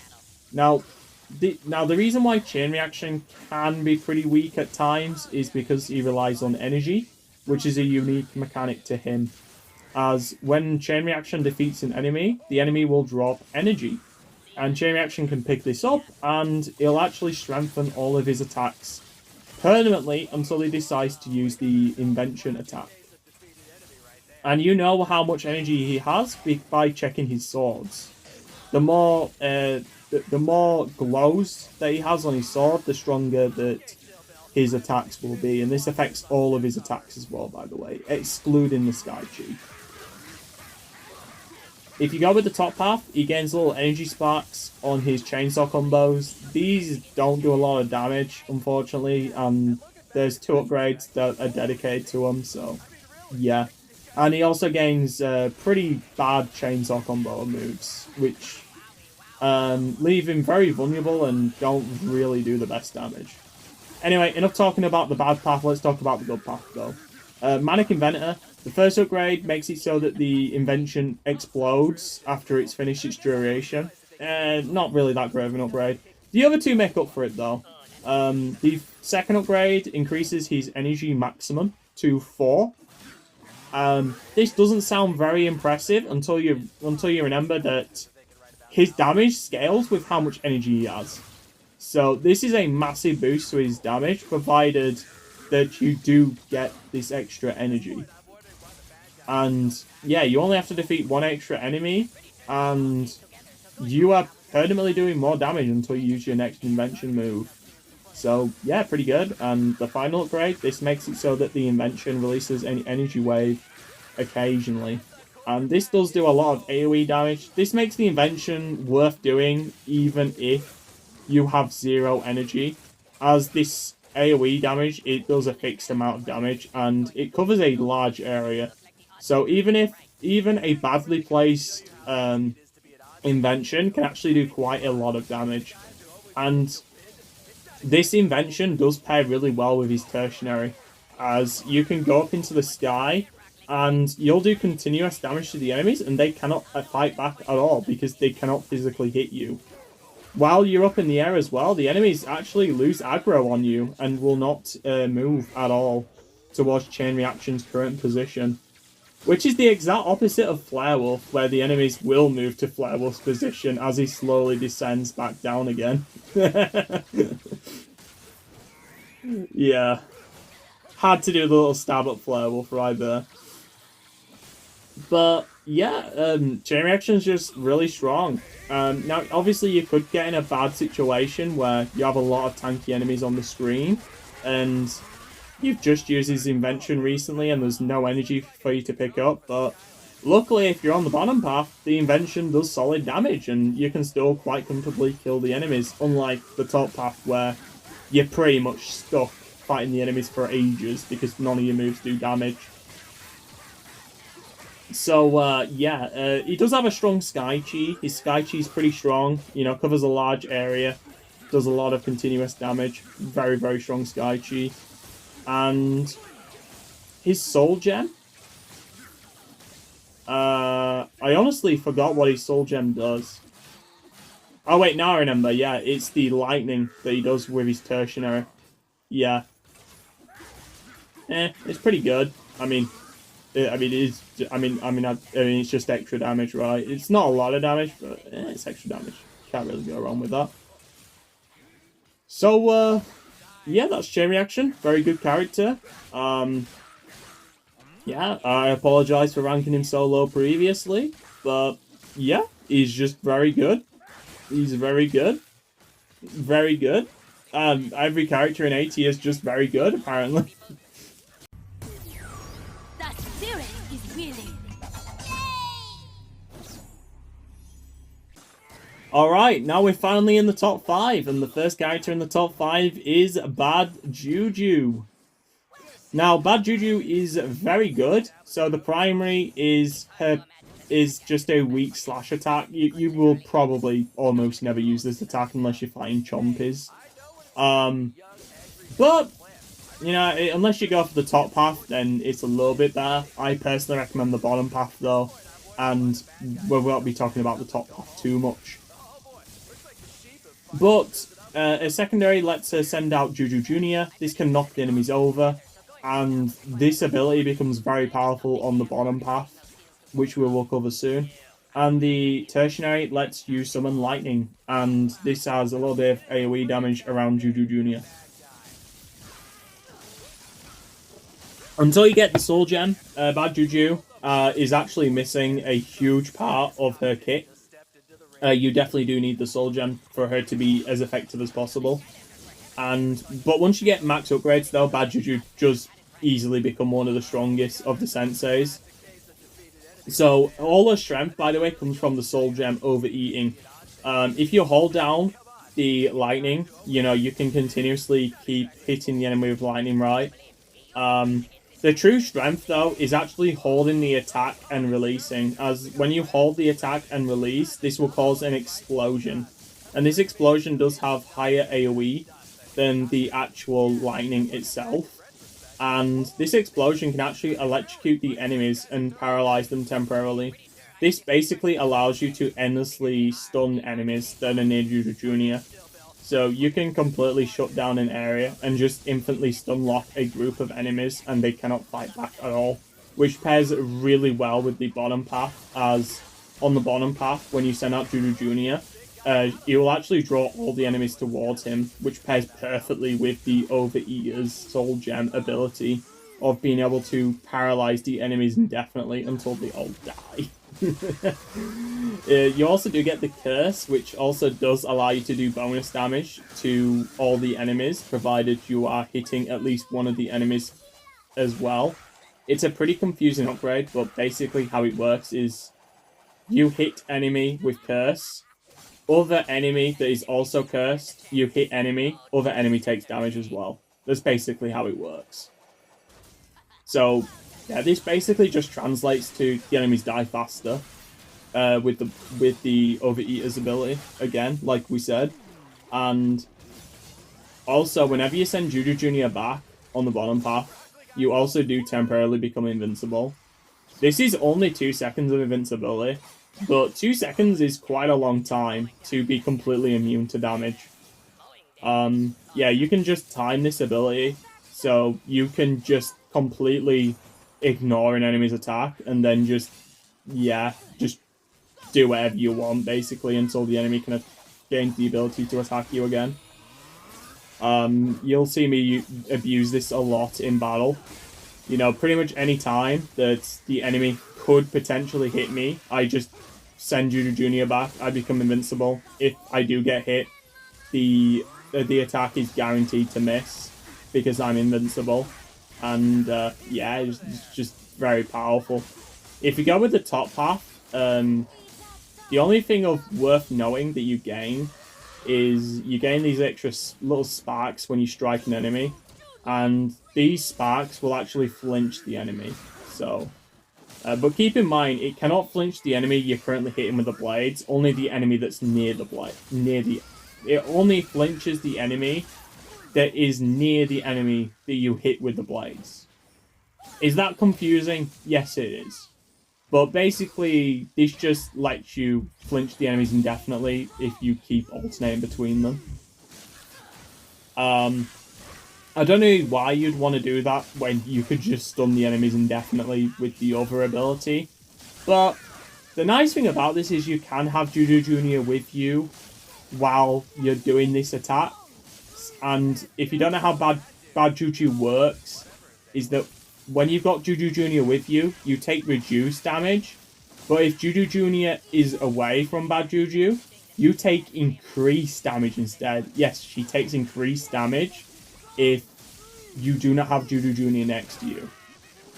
So, the only reason why I didn't rank her higher is because of that extra damage that she takes when you're using her most broken of her abilities, which is the ability to just infinitely stagger and paralyze the enemies with the Overeater's Soul Gem. And for that reason, I couldn't really justify putting her any higher, because she doesn't really have a lot of health. So if you get hit while you're abusing her strongest move, most of her health is just completely out of the window. That being said, though, if you play well with her, she's literally invincible, though. So, yeah, you are basically absorbing a lot of damage. It's just that if you play bad, you will feel the consequences. As for a Sky Chi, I personally don't like using it too much because, again, if you get hit after doing the Sky Chi, you're not going to be feeling too great with a lower health. Plus, she doesn't really need it anyway. She does enough damage. But it could be useful in a pinch if you feel like you really need to do it for whatever reason. But yeah, that's Bad Juju. She's pretty good. She's actually still pretty solid on the top path even if it's not the best. Just because of how powerful her Soul Gem ability is. It's just immensely powerful no matter what. But she's definitely a lot better on the bottom path, I can tell you that for sure. Stay frosty. Now, the next character might be a bit surprising because he's a starter pack character, but we finally got Kingpen being ranked next. So Kingpen, as you guys know, he has his primary ability, which is a melee combo. He then also has access to the dash ability. And as for his third attack, it's the Ice Breath. On the basic upgrades, if you've got at least one Ice Charge, you can also create this little ice barrier around him. How you gain Ice Charges is you need to strike the ice that you generate from the Ice Breath. So you can do this either by dashing into it, or alternatively you can hit it with your melee damage. And that's how you gain Ice Charges. If you go with the bottom path, you can actually gain access to additional attacks that you can do with the Ice Charges. So this will not only increase the maximum amount of Ice Charges you can have at once from 1 to 3, but this also gives you access to stronger attacks that you can do with your Ice Charges. And you also gain access to a more powerful dash move as well, which will actually generate a ice trail similar to the Ice Breath, which will actually freeze the enemies just like the Ice Breath does, which is very powerful. And it also makes getting Ice Charges a lot easier, as you can just dash back and forth and just keep collecting Ice Charges by doing that. If you go with the top path instead, you'll gain increased melee damage. You'll gain another increase in melee damage that you can only gain as a temporal buff by holding down the primary button. And then you gain combos. Yeah, go with the bottom path, guys. The Ice Charges abilities are significantly better than the combos you get on the top path. But anyway, I do want to talk about these Ice Charges. So, level 2 Ice Charge is the Blizzard. This will rain down a plethora of snowballs onto the enemies. But the level 3 is devastating. This is the Iceberg. Not only does this do a lot of damage, over 600 damage in a huge AoE, but it also has insane knockback. And this will knock all the enemies out of the arena usually, if they're weak enough. And even stronger enemies are taking over 1,000 damage total from both the ice balls that fall from the Blizzard, but also the Iceberg itself. And whilst you cannot spam this move, because you do need to collect the Ice Charges, collecting Ice Charges is not very hard, and you do a lot of damage in a huge radius, so you can hit multiple enemies with this move. And this is why Kingpen is ranked so highly. The Soul Gem is also very good as well. This allows you to have a huge snowball conjured at the end of every dash you do, as long as you hold down the dash button. And this does not actually cause any extra delay. This literally just adds a huge amount of damage on top of the slide. Unfortunately, the snowball, it cannot hit enemies at point blank range, though this is exclusively a long range move. But it's still very good, and the snowball does a lot of knockback, even if it does not kill the enemy. So, very, very strong right there. As for his Sky Chi is similar to Aurora's, however, it is a little bit weaker. But that is fine though, because Kingpen is still very strong, even without the most busted Sky Chi in the world. So between the dashing, being able to dash in and out of enemies' attacks, but also having 2 moves that can freeze the enemies in place, preventing them from fighting, or running, or doing anything. He also has a devastating AoE attack, which just clears all the enemies up for you. So yeah, like Kingpin might be a starter pack character, but he's well worth owning. Like he's one of the cheapest characters you can get on the market, and he's one of the best. Like there is no reason to not own Kingpin. Definitely go with Ice Mastery, guys. If you guys don't think Kingpin is that good, it's because you probably haven't used this path. This path is really good, and it is the reason why Kingpin reaches this current position.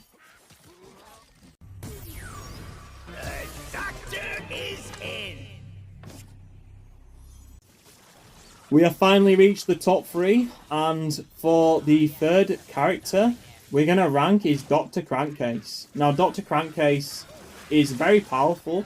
He has his Goo Blasters is his primary, his secondary is the Spin Doctor, and then as for his tertiary, it is the Little Hat Minions. So let's talk about it. So his Soul Gem, I'm actually going to discuss it immediately because this is the main reason why his primary is good. After a very short charge, you can shoot a giant glob of goo forward with infinite pierce and immense damage.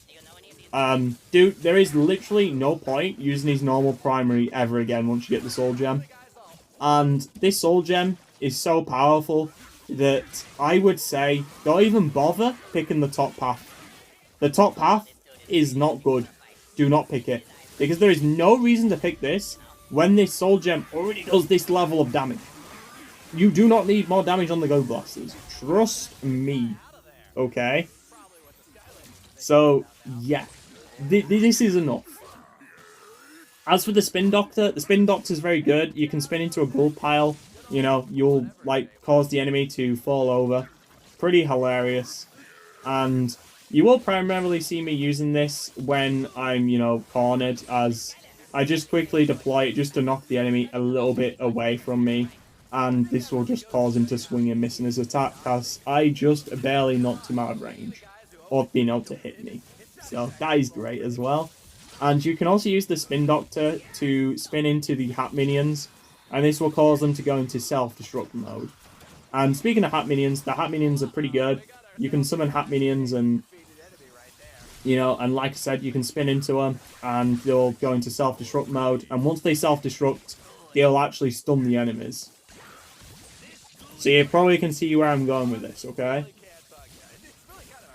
Now, if you go with the bottom path, you gain the ability to throw 3 Hat Minions out at once, and you can increase the maximum amount of Hat Minions you can have on the screen from 3 to 6. This makes it so you can not only summon the Hat Minions out quicker, but you have more of them at once. So you can spin into a group of these Hat Minions, you can make them go into self-destruct mode, stun all the enemies, and then the rest of the Hat Minions that are still around, they'll be distracting the enemies. And once they expire, they'll also explode and stun the enemies again. And you can just continuously keep stunning the enemies while absolutely destroying them with the Soul Gem ability. And these minions do a lot of damage when they self-destruct, guys. They really do. Especially in conjunction with your other attacks you're doing. This is just really, really good. What else to say about Dr. Krankcase? He's just very strong, high damaging character. Very, very hot. He's just very strong. He's easily the strongest quick shot in the game. He's just good. Like, I honestly don't know what to say other than how powerful he is. He's just immensely powerful. If you use Dr. Krankcase, like, effectively in battle, you will not struggle in the arena at all. He's insanely powerful. His Sky Chi is pretty good. It's not the best Sky Chi in the game, but to be honest, guys, it is still a very capable Sky Chi, and it does do the job that you do want it to do. It's very, very good. But yeah, like I said, he's just him. If you go with the top path, the Goo Puddles, they do damage over time to enemies that are inside of them. you also can spin into these goo puddles, and instead of them disappearing, they will just fly up into the air, and when they splash back down again, you can just keep, you know, spinning them into indefinitely and keep, you know, making the enemies, like, you know, flinch indefinitely, I suppose. There is no reason to pick the top path, guys. You do not need it. Go with the bottom path, you'll do way more damage, trust me. The only people that like the top path more are people who do not play on Nightmare mode. Trust me, bottom path, better for Nightmare mode. You stun the enemies more frequently. You have more minions. That is what you want. Very, very powerful character. Very, very good. And definitely one of the best in the game. Rooting out evil. So the next character we got is Boom Bloom. She is our number 2. And Boom Bloom is just very good. You can spam the secondary in order to basically just indefinitely stop the enemies from being able to really do anything against you. This move is just very spammable. It has high knockback and it, like, you know, interrupts the enemy's actions, and you can also pull the enemies into it as well. And if you're on the bottom path, which is go green, you get this little vine abomination which just continuously damages the enemies. As good as that upgrade is, though, you probably just would rather just spam the secondary because of how absurdly broken it is. You do also have the tertiary as well, which allows her to summon some seeds. You probably won't be using this attack too much, though, because she has an absurdly broken soul gem, which we can trigger by doing the primary attack. So if we do a primary attack normally, she just uses her whip. However, if we hold down the primary attack, we can do a soul gem instead. This does a huge amount of damage to any enemy unfortunate enough to be in close range to it. And this also generates 4 seeds when it lands after the attack is finished as well. And these seeds will do continuous damage to enemies. And so yeah, this soul gem does kind of obsolete these seeds that we used for the tertiary, but oh well. And this does pair quite nicely with the secondary as well, as when the vines pull in the seeds, we'll get these little seeds missiles that will seek enemies, and we'll also do more damage with the plant from the secondary as well. If you guys decide to go with the top path is still pretty good as well. You just don't do as much damage with the secondary, which is easily her strongest attack. But this does make the seeds and the whip a little bit more powerful, as not only does the whip do more damage on the top path, and you gain a new whip that looks really cool, but you also can continuously hit the seeds with the whip, and this will allow you to continuously keep releasing those seed rockets from the bottom path, you know, whenever you hit them with the whip. And this is a very high damaging path as well. I just think the secondary is just so absurdly broken, you just want to focus all your attention on it. As for a Sky Chi is very powerful. You know, it's very capable of dealing with enemies. And it's basically just an improved version of Tri-Tip's Sky Chi, to be fair. But, yeah, very good. And, yes, she's just her, you know. She's just her. That's all I can really say. She has a lot of damage. She has a lot of health for a range character too. 900 health. And, yeah, you just spam a secondary and there's not really much the enemies can really do against you. You can just pull all the enemies away from you, essentially. And even if you're completely overwhelmed, as long as you spam the secondary and keep moving, you can't really get hit. She's just really good. High damaging character as well. She does not struggle at all in the arena. And yeah, she's the final character of A tier.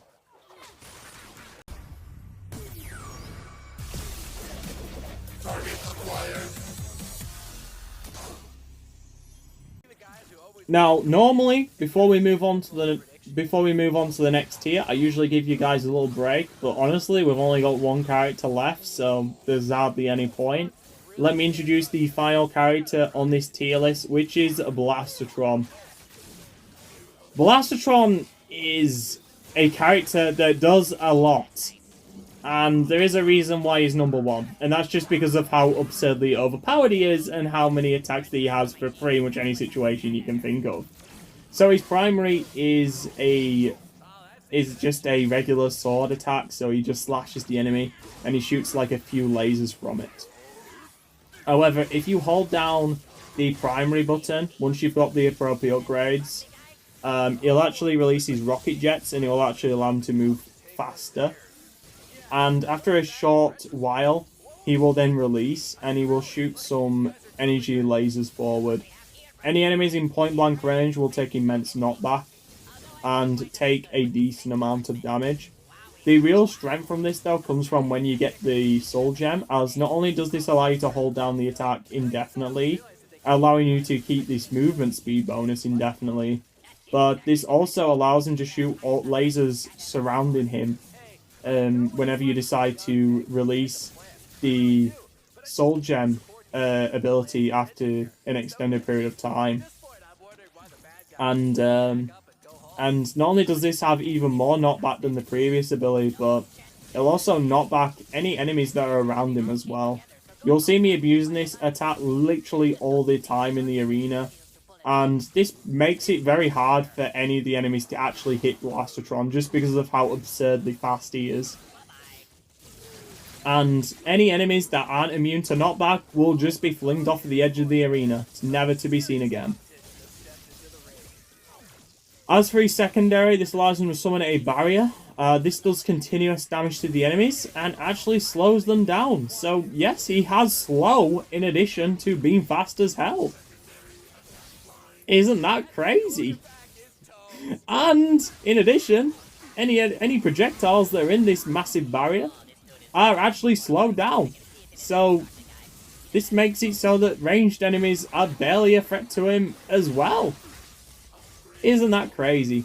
If we hold down this ability, once we get the appropriate upgrades as well, again, we can like move around quicker, just like with the holding down these, primary. Except this one, we will have to release it as well anyway.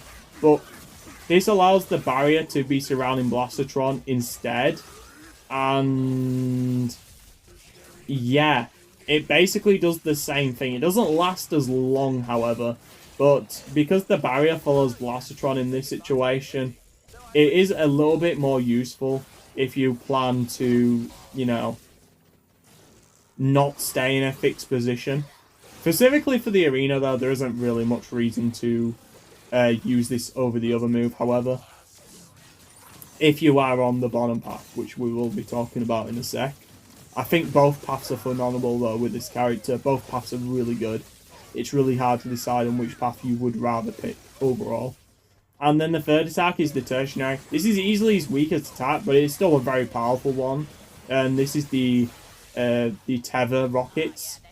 The rockets that he releases actually have a tether on them, and this laser tether will actually damage the enemies continuously as long as they're inside of this tether radius. And this attack does have infinite pierce as well. If we shoot this through the barrier that we've created, this will actually slow down the laser tether. This will allow it to hit the enemy multiple times as it passes through them. But it will also do increased damage as well, because of course it does. If you spam this attack, you can do pretty decent continuous damage. And against larger enemies, you can hit them many times over. And this attack does a lot of damage. So, in addition, he also does have combos. I personally almost never use them, because he honestly does not need them. But he does have combos. And if he didn't already have enough attacks as it is, he also has access to his paths. So if you pick the top path, he gains access to improved combos. He also gains a damage boost whenever he is touched by his own barrier. And this is a temporal boost, so he will lose it pretty shortly after leaving the barrier. However, keep in mind this damage boost is only for his lasers though. So you'll get the biggest damage boost when you're spamming the soul gem with this, obviously. And he also does gain a passive attack buff as well. This is similar to tri-tips like soul gem, right? Where you get like a little asteroid that strikes the ground. That targets like a random enemy. This is basically the same, but it's for Blastatron. Except this is released significantly more frequently. And it does less damage. However, the quicker that you attack enemies, the more frequently this gets deployed. But the thing is though, you don't actually need to attack the enemies at all though, for it to still fire off. It just fires off more frequently if you keep hitting the enemies in rapid succession. So yes, you can kill enemies completely passively with Blastatron. It is possible. If you go with the bottom path, however, though, the barrier does become a lot bigger, as the barrier will grow in size over time. And whenever the inner ring completely fills up, the barrier will cause this discharge, which will actually electrocute all the enemies that are near it or inside of it. And because the barrier grows in size as well, this actually affects a pretty large radius, which is really good. Keep in mind, if the barriers is surrounding Blastatron, because you held it down, you do not gain this discharge that electrocutes the enemies. But the barrier will grow around Blastatron though, so keep that in mind. As for the other upgrades, you also gain little rockets that shoot off of the tether rockets, and these will just do additional damage to the enemies as long as they're near the tether rocket as it enters the barrier. This does allow the move to do significantly more damage, and it does make the move significantly spammier as well. And this is actually the only upgrade that actually affects the tether rockets. So if you like using tether rockets, you probably want to pick the bottom path. And the final upgrade is for holding down the barrier. And whenever Blastatron is doing this move, any enemies that are close to him take continuous damage with the rocket jet fuel ability. So yeah, the two paths, they have pretty weird upgrades, but that's fine because Blastatron's really powerful even without being on a path, to be brutally honest. He's very fast, he can slow all the enemies down, he can slow the projectiles down, he does absurd damage, and if you pick the bottom path, you can make his barrier, and you can also make his tertiary stronger. Whereas if you pick the top path, this primarily is focusing on his primary attack. Both paths are perfectly valid paths for this character. They're both perfectly valid. He's very strong on either path, to be brutally honest. It's all about which upgrades you'd rather focus on using. As for his Sky Chi's good. Very unnecessary with this character though, because he's absurdly broken, but yeah, he has a Sky Chi, and it is good. It is a good Sky Chi. It's not the strongest Sky Chi, but to be honest, Blastatron is the strongest character in the game, so it does not matter.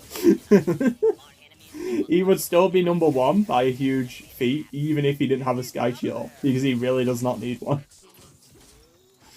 But yeah, and Blastatron is going to be the only S-rank character as well, because he gaps every other Sensei in the game. Sorry, not sorry.